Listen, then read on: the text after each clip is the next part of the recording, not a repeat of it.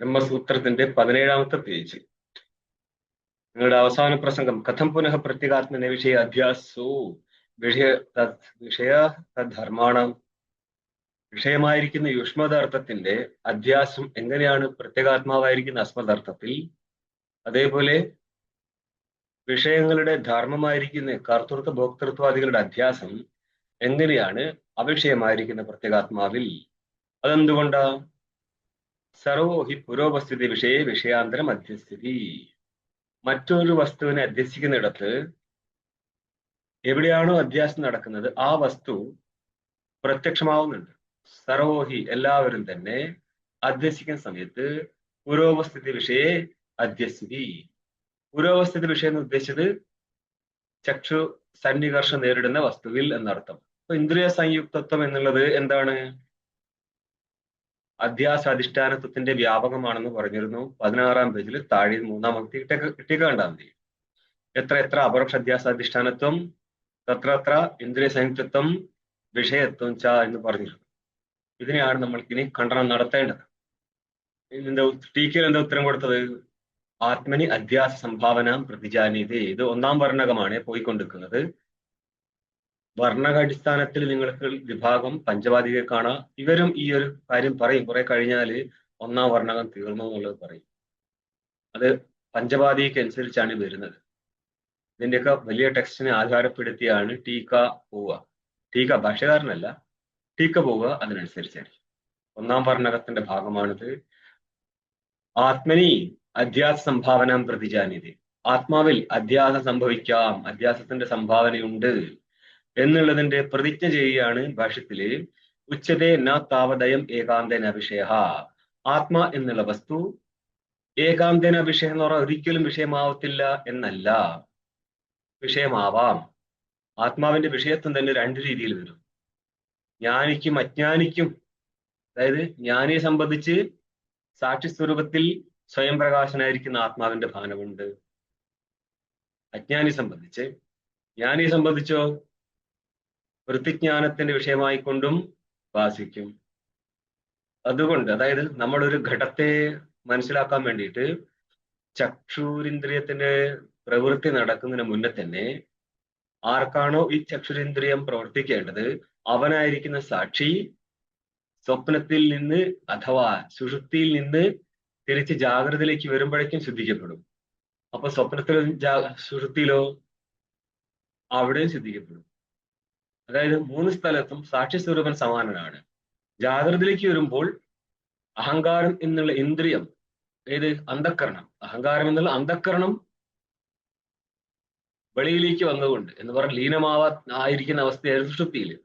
അവിടുന്ന് പുറത്തേക്ക് വന്നിരിക്കുന്നത് കൊണ്ട് അതിനെയും പ്രകാശിപ്പിച്ച് സാക്ഷിയിരിക്കുന്നത് കൊണ്ട് പ്രകടഭാനം ഉണ്ടാവും. ഇങ്ങനെ 2 രീതിയിൽ ഭാസിക്കുന്നുണ്ട്. 2ആണെങ്കിലും ഈ അന്ധക്കരണത്തിലൂടെയുള്ള ഭാനം അത് പ്രമാതാവിന്റെ രൂപത്തിലാണെങ്കിലും പ്രമാതാവ് ശരിക്ക് സാക്ഷിയിൽ നിന്ന് ഭിന്നമായിരിക്കുന്ന ഒരു അസ്തിത്വം നിലനിർത്താത്തത് കൊണ്ട് ഒരാൾ തന്നെയായിരിക്കും. ഇവിടെ ശ്രദ്ധിച്ചോളൂ, ഈ ഭാഗം എങ്ങനെ സാക്ഷിയും പ്രമാതാവിനെ നമ്മൾ അവതരിപ്പിക്കുന്ന നേരം സാക്ഷി എന്താണ് എന്ന് മനസ്സിലായെങ്കിലേ മക്കളെ സാക്ഷിഭാവത്തിൽ നിൽക്കുന്നു പറഞ്ഞ നേരം എന്താണ് പ്രശ്നം അനുഭവിക്കുന്നത് എന്ന് മനസ്സിലാവും. കുറെ നിനക്കുള്ള സ്ഥലമാണ് സാക്ഷി. ഇനി നിങ്ങളുടെ പിന്നെന്തൊക്കെയാ ഭാഷത്തിൽ പറഞ്ഞത്? ഉച്ചതേ എന്നാ താവത് അയം ഏകാന്തേന അവിഷയ. ഇത് തീർത്തും അവിഷയമെന്ന് പറയാൻ പറ്റത്തില്ല. കാരണം അസ്മത് പ്രത്യ വിഷയത്വാത് അഹം ജ്ഞാനത്തിന്റെ വിഷയമാവുന്നുണ്ട്. ഇതിന് 2 രീതിയിൽ നമുക്ക് ടീക്കെ കാണാം. മാത്രല്ല അപരോക്ഷത്വാച്ച, ആ ബാലവൃദ്ധം അപരോക്ഷത്വ എന്ന് പറയും. എല്ലാവർക്കും അറിയുന്നതാണ് ഇവനെ. സാക്ഷിരൂപത്തിൽ അറിയാത്ത വസ്തു സാക്ഷിരൂപത്തിൽ അവൻ പ്രകാശിക്കുന്നതാണ്. അതല്ലാതെ തീർത്തും അപ്രസിദ്ധമായിരിക്കുന്ന വസ്തുവല്ല. എന്നാൽ ഈ വസ്തുവിനെ അറിഞ്ഞ അജ്ഞാനം നഷ്ടപ്പെടുമെന്ന് വെച്ചാൽ നഷ്ടപ്പെടത്തില്ല. മനസ്സിലായോ? കാരണം എല്ലാവർക്കും അറിയുന്നത് ഞാൻ എന്നുള്ള ബോധം ആർക്കാ ഇല്ലാത്തത്? നാട്ടിലെ പട്ടിക്കും പൂച്ചയ്ക്കും പോലെ ഉണ്ട്. എല്ലാവർക്കും ഉള്ളതാണ്. ജീവസാധാരണമാണ് അഹംബോധം. ഈ അഹംബോധത്തിലേക്ക് തിരിഞ്ഞു നോക്കിയാൽ ഒരിക്കലും അജ്ഞാനം നഷ്ടപ്പെടത്തില്ല. അതുകൊണ്ടാണ് പറഞ്ഞത്, നീ ആരെന്നുള്ള അന്വേഷണം നിങ്ങളെ ഒരിക്കലും ലക്ഷ്യത്തിലെത്തിക്കത്തില്ല. കാരണം ഞാൻ ഇന്നതാണെന്നുള്ള എല്ലാവർക്കും അറിയുന്നതാണ്. പിന്നെ എന്താണ് ഞാൻ ആരാന്നുള്ള ചോദ്യത്തിൽ ഞാൻ നിത്യശുദ്ധ ബുദ്ധിമുക്ത സ്വഭാവനായിരിക്കുന്ന അധിഷ്ഠാന ആത്മാവ് എന്നുള്ള ഉത്തരമുണ്ട്. ആ ഉത്തരത്തിലൂടെ തെരഞ്ഞാൽ നിങ്ങൾക്ക് ലക്ഷ്യത്തിലെത്താം. അല്ലാതെ കാരണം എന്താണ്? ഞാൻ എന്നുള്ള വിശിഷ്ടൻ അതായത് സാക്ഷിരൂപൻ പ്രസിദ്ധമാണ്. പ്രസിദ്ധമല്ലാത്തത് ഏതാ? കേവലൻ. അതിനെവിടെ അറിയത്തുള്ളൂ? ഉപനിഷത്തുകളുണ്ട്. അപ്പൊ ഉപനിഷത്തല്ലേ പ്രമാണം? എന്റെ ഗുരു സ്വന്തം കണ്ടെത്തിയ മാർഗമല്ലല്ലോ പ്രമാണം. മനസ്സിലായോ? അനാദിയായിരിക്കുന്ന മാർഗം ഉണ്ട് ഇവിടെ. നിങ്ങളായിട്ട് പ്രത്യേകിച്ച് കണ്ടെത്താൻ പോകണ്ട. നിങ്ങൾ ഒരു കാര്യം ചെയ്യും, ഇത് മറ്റു മാർഗം കണ്ടെത്തുന്ന പകരം ഈ ഉള്ള മാർഗത്തിലൂടെ ഒന്ന് നടക്കുക. അപ്പൊ കാര്യം മനസ്സിലാവും. അല്ലേ? ഇവര് വെറുതെ ഇല്ലാത്ത മാർഗം വെട്ടി നാട്ടുകാരെ പറ്റിക്കുന്നതിനെക്കാട്ടും നല്ലത് ആദ്യമേ ഉണ്ടായിരിക്കുന്ന മാർഗത്തിലൂടെ പോയിരുന്നുവെങ്കിൽ ജ്ഞാനിയാവുമായിരുന്നു. ഈ ജ്ഞാനിയുടെ ടാഗ് അടിച്ച് നടക്കേണ്ട ഗതികേട് മാറി കിട്ടിയ. അപരോക്ഷത്വച്ച പ്രത്യേകാത്മ പ്രസിദ്ധേഹേ. അപരോക്ഷവുമായതിനാൽ പ്രത്യേകാത്മാവിന്റെ രൂപത്തിൽ അവൻ പ്രസിദ്ധമാണ്. പ്രത്യേകാത്മ ജീവസ്വരൂപത്തിൽ ആ കേവലൻ എല്ലാവർക്കും പ്രസിദ്ധമാണ്. ഇനി നിങ്ങളുടെ ടീക്ക. അധിഷ്ഠാന ആരോപ്യോർ ഏകസ്മിൻ ജ്ഞാനെ ഭാസമാനത്വ മാത്രം അധ്യാസ വ്യാപകം തച്ച ഗാനപ്രയുക്ത സംശയ നിവൃത്തിയാദി ഫലഭാക്വം തദേവ ഭാനഭിന്നത്വ ഘടിതം വിഷയത്വം തന്ന വ്യാപകം ഗൗരവാൻ. ഇവിടെ കുറച്ച് ശ്രദ്ധിച്ചോളണം, എങ്ങനെയാ പങ്ക്തി പോകുന്നുണ്ട്. അധിഷ്ഠാന ആരോപ്യം, ഇവ രണ്ടും ആരോപ്യോർ ഏകസ്മിൻ ജ്ഞാനെ ഭാസമാനത്വം. ഏത് ജ്ഞാനത്തിലാണ് അധിഷ്ഠാനവും ആരോപ്യവും ഒന്നിച്ച് ഭാസിക്കുന്നത്? ബ്രഹ്മസ്ഥലത്ത് അല്ലേ? അധിഷ്ഠാനം ഭാസിക്കാതെ അധ്യസ്ഥം മാത്രം ഭാസിക്കുകയോ? വരത്തില്ല. ഒരധിഷ്ഠാനത്തിൽ മാത്രമാണ് മറ്റൊരു വസ്തു അധ്യസിക്കപ്പെടുന്നത്. അതുകൊണ്ടാണ് നമ്മൾ തുടക്കത്തിൽ യുഷ്മദ് അസ്മത് എന്നും പറഞ്ഞിട്ട് രണ്ട് വസ്തുവിനെ കൊണ്ടുവരുന്നത്. എവിടെയാണ് നമ്മൾക്ക് പ്രസംഗം നേരിടുന്നത്? ഒരു അധിക സപ്താഹമായിരിക്കുന്ന വസ്തു ഒരു ന്യൂന സപ്താഹമായിരിക്കുന്ന വസ്തുവും തമ്മിലാണ് അധ്യാസം നടക്കുന്നത്. അല്ലേ? അധിക സത്തയോടുകൂടിയിരിക്കുന്ന കേവല ചൈതന്യമായിരിക്കുന്ന ബ്രഹ്മത്തിൽ ന്യൂന സപ്താഹമായിരിക്കുന്ന അവിദ്യ അധ്യസിക്കപ്പെടും. അതേപോലെ അധിക സപ്താഹമായിരിക്കുന്ന രജ്ജവച്ചന ചൈതന്യത്തിൽ ന്യൂന സപ്താഹമായിരിക്കുന്ന സർപ്പ അധ്യസിക്കപ്പെടും. ഇങ്ങനെയാണ് പോവുക. ഇത് ശരിയാണോ? അധിക സപ്താഹമായിരിക്കുന്ന മൃത്തിൽ ന്യൂന സപ്താഹമായിരിക്കുന്ന ഘടം അധ്യസിക്കപ്പെട്ടിരിക്കുന്നത് ശരിയാണോ? ഘടം അധ്യസ്ഥമാണോ എന്നാണ് ചോദിച്ചത്. ആണോ? ആണ്. അതെന്തുകൊണ്ടാന്ന് പറയാൻ പറ്റും? അടുത്ത സ്റ്റെപ്പ്. സ്വപ്നത്തിലെ ഗജവും ഗജാഭാവവും. ഇല്ല, അത്രയും പോകേണ്ട ആവശ്യമൊന്നുമില്ല. അയ്യോ, അതൊക്കെ വേറെ സ്ഥലമാണ്. ഘടം കൊണ്ട് അധ്യസ്ഥമാവുക എന്ന് പറഞ്ഞ സെന്റൻസിന്റെ അർത്ഥം എന്താണ്? ഘടം എന്ന പ്രമ കൊണ്ട് അധ്യസ്ഥമാണ്. അതായത് ഞാൻ നിങ്ങളോട് ചോദ്യം ചോദിക്കുന്നത്, ഈ അദ്വൈത വേദാന്തം നാട്ടിൽ പാട്ടുള്ള സാധനം അല്ലല്ല. അപ്പോൾ ചോദ്യം ചോദിച്ചിട്ട് ഒരു സ്ഥലത്തേക്ക് നിങ്ങളെ ഫോക്കസ് ചെയ്യിപ്പിക്കുന്നുണ്ട്. നിങ്ങളെ ബുദ്ധി എങ്ങനെ ചിന്തിക്കണം. ഇത് നൈയായികന് കൊടുക്കുന്ന ഒരു സാധനമാണിത്. അതാണ് നമ്മളെവിടെ പ്രയോഗിക്കുക. നമുക്ക് കാട് കയറി ചിന്തിച്ചിട്ട് എന്തെങ്കിലും എവിടെയും വെക്കാൻ പറ്റത്തില്ല. ഞാൻ വിഷയത്തെക്കുറിച്ച് ചോദിച്ച ഘടത്തെക്കുറിച്ച്. അവിടെ ജ്ഞാനത്തെ കൊണ്ടുവരുന്ന എന്ത് കാര്യം? ഘടം എന്നുള്ള വിഷയം അത് അധ്യസ്ഥമാണോ അല്ലയോ എന്നുള്ളതായിരുന്നു ചോദ്യം. ഘടം അധ്യസ്ഥമാണ്. കാരണം ബേസിക് ആയിട്ടൊരു കാര്യം ആദ്യം പറഞ്ഞിട്ടുണ്ട്, വാചാരംഭണം വികാരവും നാമധേയവും. ഇത് മനസ്സിലായിട്ടില്ല എന്നുള്ളത് കൊണ്ടാണ് ഇത്രയും നിങ്ങൾ പുറത്തേക്ക് ഓടുന്നത്. മനസ്സിലായോ? ഉദാഹരണം ചെറിയ നിങ്ങൾ ഉത്തരം മാറുമ്പോഴേക്ക് അതിന്റെ ബേസ് മനസ്സിലാവും. ഇത് എവിടെ നിന്ന് മാറിപ്പോയി, ഇതെന്തുകൊണ്ട് ചോദ്യം വന്നു എന്നെങ്കിൽ ആലോചിച്ചാൽ നിങ്ങൾക്ക് കറക്റ്റ് ഉത്തരം കിട്ടത്തുള്ളൂ. അപ്പം നമ്മുടെ ബേസിക് നിങ്ങൾക്ക് നന്നായിട്ട് അറിഞ്ഞിരിക്കണം. ഇതെങ്ങനെ വരുന്നുള്ളത്. ഘടം എന്നുള്ളത് നാമരൂപം മാത്രമാണ്. മൃത്താണ് അവിടെ സത്യം. ടീക്കേ? ഇതാണ് നിങ്ങളെ മുഖ്യ സിദ്ധാന്തം. മൃത്തികത്തെ വെച്ച് അതിനൊരു അധിഷ്ഠാനം സത്യമെന്നും അധ്യസ്ഥം കൽപ്പിതവും എന്നുമാണ്. കൽപ്പിതമായത് എന്തുകൊണ്ടാ? നാമരൂപമായതുകൊണ്ടാണ്. നാമരൂപം ഏതാണ്? അതെല്ലാം കൽപ്പിതമായിരിക്കും. ഈ മൃത്തും പിറകോട്ട് പോകാൻ തുടങ്ങും. പിന്നെ ടീക്കേ? നാമരൂപാത്മകമല്ലാത്ത ഒരു ചേതനം നിലനിൽക്കും. നാമരൂപാത്മകമായിരിക്കുന്ന എല്ലാം നഷ്ടപ്പെടും. കാരണം എല്ലാം മിഥ്യയായിരിക്കും. നാമരൂപത്വാദെന്ന് മാത്രം പറഞ്ഞാൽ മതി. ഘടം മിഥ്യയാണ്. വൃത്തിൽ ഘടം കൽപ്പിതമാണ്. എന്തുകൊണ്ടാ? നാമരൂപത്വാദ്. നാമരൂപവത്വാദ് എന്ന് പറഞ്ഞാൽ മതി. നാമരൂപത്വാദ് എന്ന് പറഞ്ഞാൽ കുഴപ്പമൊന്നുമില്ല, അത് നാമരൂപമാണ്. രണ്ട് രീതിയിൽ സംസാരിക്കാം. ഇത് നാമരൂപമാണ്, അതാണ് നല്ലത്. മനസ്സിലാവുന്നുണ്ടെങ്കിൽ നാമരൂപമാണിത്. ഘടത്തിന് നാമരൂപം ഉണ്ടെന്നല്ല, ഘടം തന്നെ ഒരു രൂപമാണ്. ഓക്കെ, ഇനി മുന്നോട്ട് പോവാണ്. അധിഷ്ഠാന ആരോപ്യോർ ഏകസ്മിൻ ജ്ഞാനേ. അധിഷ്ഠാനവും ആരോപ്യ വസ്തുവും ഒറ്റജ്ഞാനത്തിൽ ഭാസിക്കപ്പെടുകയാണെങ്കിൽ അതായിരിക്കും അധ്യാസാധിഷ്ഠാനത്വത്തിന്റെ വ്യാപകമായി മാറുന്നത്. കഴിഞ്ഞ പേജിൽ 16ാമത്തെ പേജിൽ താഴെ 3ാമത്തെ പങ്ക്തിയിൽ ടീക്കയിലും എന്താണ്? അപരോക്ഷ അധ്യാസാധിഷ്ഠാനത്വം എത്ര തത്ര കിം ഭവതി ഏകസ്മിൻ ജ്ഞാനേ ഭാസമാനത്വം. ആരുടെ? ആരോപ്യത്തിന്റെ അധിഷ്ഠാനത്തിൽ. അധിഷ്ഠാന ആരോപ്യോ രേഖസ്മിൻ ജ്ഞാനെ ഭാസമാനത്വം. ഈ ഒരു ജ്ഞാനത്തിൽ ഭാസമാനത്വം എന്നുള്ളത് ആരോപ്യത്തിലാണോ അധിഷ്ഠാനത്തിലാണോ ഇരിക്കുക? അധിഷ്ഠാനത്തില്. രണ്ടിടത്തും വരും. ഇത് ഇനി നിങ്ങൾക്ക് നല്ല നെയ്യായിക്കുന്ന വടുവായാലും ഇതിന്റെ ഗെയിം മനസ്സിലാവത്തുള്ളൂ. എനിക്ക് അത്രയും ദൂരം പോകാൻ നേരമില്ല. ഇത് പഠിച്ച കുട്ടികളെ പഠിപ്പിക്കാനും പഠിക്കാത്ത കുട്ടികളെ പഠിപ്പിക്കാനും രണ്ട് സ്റ്റൈലാണ്. പഠിക്കാത്ത കുട്ടികളെ ഇതിന്റെ മൊത്തം പഠിപ്പിക്കുമ്പോഴേക്ക് ഞാൻ ക്ഷീണിച്ച് മരിക്കും. അതുകൊണ്ട് നമ്മൾക്ക് അതില്ലാതെ പോകാം. ഞാനതിന്റെ ഒരു ഘട്ടം വെച്ചത് ഇത് നമ്മൾ ചിന്തിച്ചതിനെക്കാട്ടും ഒരു പടി പിറകോട്ട് ഇനിയും പോകണം എന്നുള്ളത് കൊണ്ട് മാത്രം. ഇത്രയും മനസ്സിലാക്കുക. എത്ര അധ്യാസ, കാരണം വ്യാപകമാണത്, വ്യാപകം അധിക വൃത്തിയാണ്, അതുകൊണ്ട് വിഷയമൊന്നുമില്ല. വ്യാപ്തിയുള്ള സ്ഥലത്ത് വ്യാപകം എഴുത്തിയാൽ മാത്രം മതി. അപ്പം എത്ര അപരോക്ഷ അധ്യാസ അധിഷ്ഠാനത്വം. ഈ ചേതനിലാണ് മൊത്തം ജഗത് അധ്യസിച്ചത്. കാരണം ഇവിടെ ദൃഷ്ടാന്തം എടുക്കണം, നേരിട്ട് ദാഷ്ടാന്തികത്തിലേക്കാണ് ഈ പോകുന്നത് ഇവിടെ. ठीक है, കയറ് സർപ്പം എടുക്കാതെ നമുക്ക് ദാഷ്ടാന്തി കൊടുത്തുണ്ടാവും. കാരണം ആത്മാവിനെ സംബന്ധിച്ചായിരുന്നു പൂർവക്ഷി അക്ഷരം നടത്തിയത്, അവിടെ തന്നെയാണ് ഉത്തരവും കൊടുക്കുന്നത്. അതുകൊണ്ട് ദൃഷ്ടാന്തം വേണ്ട, നേരിട്ട് പോവുകയാണ്. ഈ ജഗത്തിന്റെ ഭാനം നടക്കുന്ന സമയത്ത് അധിഷ്ഠാനമായിരിക്കുന്ന ചേതനൻ ഭാസിക്കാതെ ജഗത്തിന് ഭാസിക്കാൻ പറ്റുമോ? ഇല്ല. ഇപ്പൊ കയറിൽ സർപ്പം ഭാസിക്കുമ്പോൾ പോലും ആര് ഭാസിക്കുമ്പോഴാണ് സർപ്പം ഭാസിക്കുന്നത്? ഇല്ല, രജോവച്ചന ചൈതന്യം ഭാസിക്കുമ്പോഴാണ് സർപ്പം ഭാസിക്കുന്നത്. ഇത് ആദ്യം മനസ്സിലാക്കിക്കോളുക. ചൈതന്യമാണ് അവച്ഛിന്ന ചൈതന്യം അല്ലെങ്കിൽ നിരവച്ഛിന്ന ചൈതന്യം. ഇതായിരിക്കും അധിഷ്ഠാനമായിട്ടിരിക്കുക. അവിടെയാണ് അധ്യസ്ഥ വസ്തുക്കൾ ഭാസിക്കുന്നത്. എന്നിട്ട് മറ്റു സ്ഥലത്ത് എനിക്ക് കയറി പറയും, ഞങ്ങളുടെ സിദ്ധാന്തത്തിൽ ചൈതന്യം മാത്രമാണ് അധിഷ്ഠാനം, അത് അവച്ഛിന്നമാവാം അല്ലെങ്കിൽ അനവച്ഛിന്നമാവാം. ഇനി മനസ്സിലാക്കൂ. അന്നപ്പോൾ ആരോപം നടക്കുന്ന സ്ഥലത്ത് ആരോപ്യ അധിഷ്ഠാനങ്ങളുടെ ഒന്നിച്ചുള്ള പ്രകാശം നടന്നില്ലേ? അപ്പോൾ എത്ര അപരോക്ഷ അധ്യാസ അധിഷ്ഠാനത്വം, അപരോക്ഷ അധ്യാസ അധിഷ്ഠാനത്വം എവിടെയിരുന്നു? ചേതനിലിരിക്കും. അവിടെ അധിഷ്ഠാന ആരോപ്യോ ഏകസ്മിൻ ജ്ഞാനേ ഭാസമാനത്വം കിട്ടിയില്ലേ എന്ന് പറഞ്ഞാല് ആരോപ്യോ അധ്യാസം ഒന്നിച്ച് ഭാസിക്കുന്നതാണ് ബ്രഹ്മസ്ഥലം.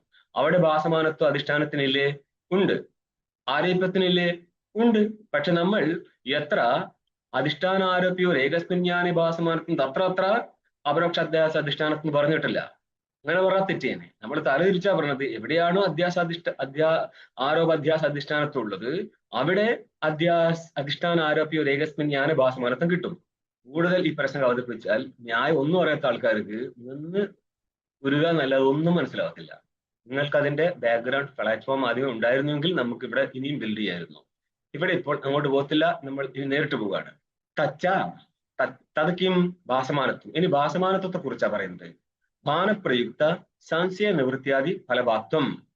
ഭാനം കൊണ്ടുണ്ടാവുന്ന, അതായത് ബ്രഹ്മവിഷയക ബോധം ഉണ്ടാവുമോ? സോക്കളുടെ ഗുരുക്കന്മാരുടെ മക്കൾക്കും സോക്കളുടെ ഗുരുക്കന്മാർക്കും ഉണ്ടാവത്തില്ല. ശാസ്ത്രം പഠിച്ചാൽ ഒരു കാലത്ത് അന്ധകരണ സിദ്ധമായാൽ സംഭവിക്കും. അങ്ങനെയാകും. അപ്പോൾ അതിന്റെ ഭാനം ഉണ്ടായിക്കഴിഞ്ഞാൽ സംശയം നഷ്ടപ്പെടൂലേ? ठीक വിദ്യതേ ഹൃദയഗ്രന്ഥി ചിദ്യന്തേ സർവസംശയാഹ. അതുകൊണ്ട് തന്നെ അധിഷ്ഠാന ജ്ഞാനത്തോടുകൂടി സംശയം നഷ്ടപ്പെടും. ആ സംശയാദി നിവൃത്തി എന്നുള്ള ഫലം ആരാണ് ഭജിക്കുന്നത്? പ്രകാശസ്വരൂപനായിരിക്കുന്ന ആത്മാവാണ്. ഒന്ന് വയ്ക്കോ. ഭാനം കൊണ്ട്, ആരുടെ? അധിഷ്ഠാനത്തിന്റെ ഭാനം കൊണ്ട്. അധിഷ്ഠാനം ഭാനസ്വരൂപനാണ് എന്നുള്ള കാര്യം വേറെ. അതിന്റെ ഭാനവും നടക്കുന്നുണ്ട് വൃത്തിജ്ഞാന രൂപത്തിൽ. ആ വൃത്തിജ്ഞാനം നടക്കുമ്പോൾ മാത്രമേ സംശയാദി നിവൃത്തി നടക്കത്തുള്ളൂ. അല്ലാതെ സ്വരൂപത്തിന്റെ ഭാനത്തിൽ നിന്ന് സംശയാദി നിവൃത്തി നടക്കത്തില്ല. സംശയാദികൾക്കെല്ലാം കാരണമാണ് ആ സ്വരൂപത്തിന്റെ ഭാനം. പക്ഷെ അവന്റെ വൃത്തിജ്ഞാനം നടന്നു കഴിഞ്ഞാൽ സംശയാദി നിവൃത്തി സംഭവിക്കും. സംശയം, ഭ്രമം, വ്യവഹാരം എല്ലാം നഷ്ടപ്പെടും. താദൃശ ഫലം ഭജതീതി ഫലഭാക്ത് എവിടെ ഇരിക്കും? അധിഷ്ഠാനത്തിലിരിക്കും. അല്ലേ? അധിഷ്ഠാനത്തിന്റെ ഭാനം കൊണ്ട് സംശയാദി നിവൃത്തി നടക്കുമ്പോൾ താദൃശ ഫലഭാക്ത് അധിഷ്ഠാനത്തിലിരിക്കും. അങ്ങനെയാണെങ്കിൽ എന്തുപറ്റി? അതാണെന്ത്? നിങ്ങളുടെ ഭാസമാനത്വം എന്നുള്ളത്. ഭാസമാനമാണ് ആര്? ചേതനൻ. അവിടെ ഇരിക്കും എന്ത്? ഭാസമാനത്വം. അവിടെ തന്നെ ഇരിക്കണം ഫലഭാക്തവും. ഇനി തദേവ ഭാനഭിന്നത്വ ഘടിതം വിഷയത്വം. തദേവ എന്ന് ഉദ്ദേശിച്ചത് ഭാനപ്രയുക്ത സംശയാദി നിവൃത്തി ഫലഭാക്തം എന്നാണ്. അന്നപ്പോൾ രണ്ടും കൂടി ചേർത്തിട്ടാണ് വിഷയത്വം പറയേണ്ടത്. തദേവ ഭാനഭിന്നത്വം എന്ന് പറഞ്ഞാല് ഭാനപ്രയുക്ത സംശയാദി നിവൃത്തി ഫലഭാക്ത്വ സതി ഭാനഭിന്നത്വം വിഷയത്വം. അതായത് രണ്ടു വിധത്തിൽ. ഒന്ന്, അതായത് നമ്മുടെ അധിഷ്ഠാനത്തിന്റെ ജ്ഞാനം ഉണ്ടാകുന്ന സമയത്ത് അധ്യസ്ഥ വസ്തുവിനെ കുറിച്ചുള്ള സംശയം നിവർത്തിക്കുമ്പോൾ താദൃശ സംശയ നിവൃത്തി ഫലഭാക്കാണ് ആര്? വിഷയമായിരിക്കുന്ന അധ്യസ്ഥ വസ്തു. രണ്ടിനുണ്ടല്ലോ. ഇവനല്ല, ഇപ്പൊ കയറിൽ സർപ്പം കണ്ടിട്ട് ഇത് സർപ്പമായിരുന്നില്ല എന്ന് മനസ്സിലാക്കിയ സമയത്ത് സംശയത്തിന്റെ നിവൃത്തി എവിടെയുണ്ട്? സംശയ നിവൃത്തിയെ ഭജിക്കുന്നുണ്ട് ആരും?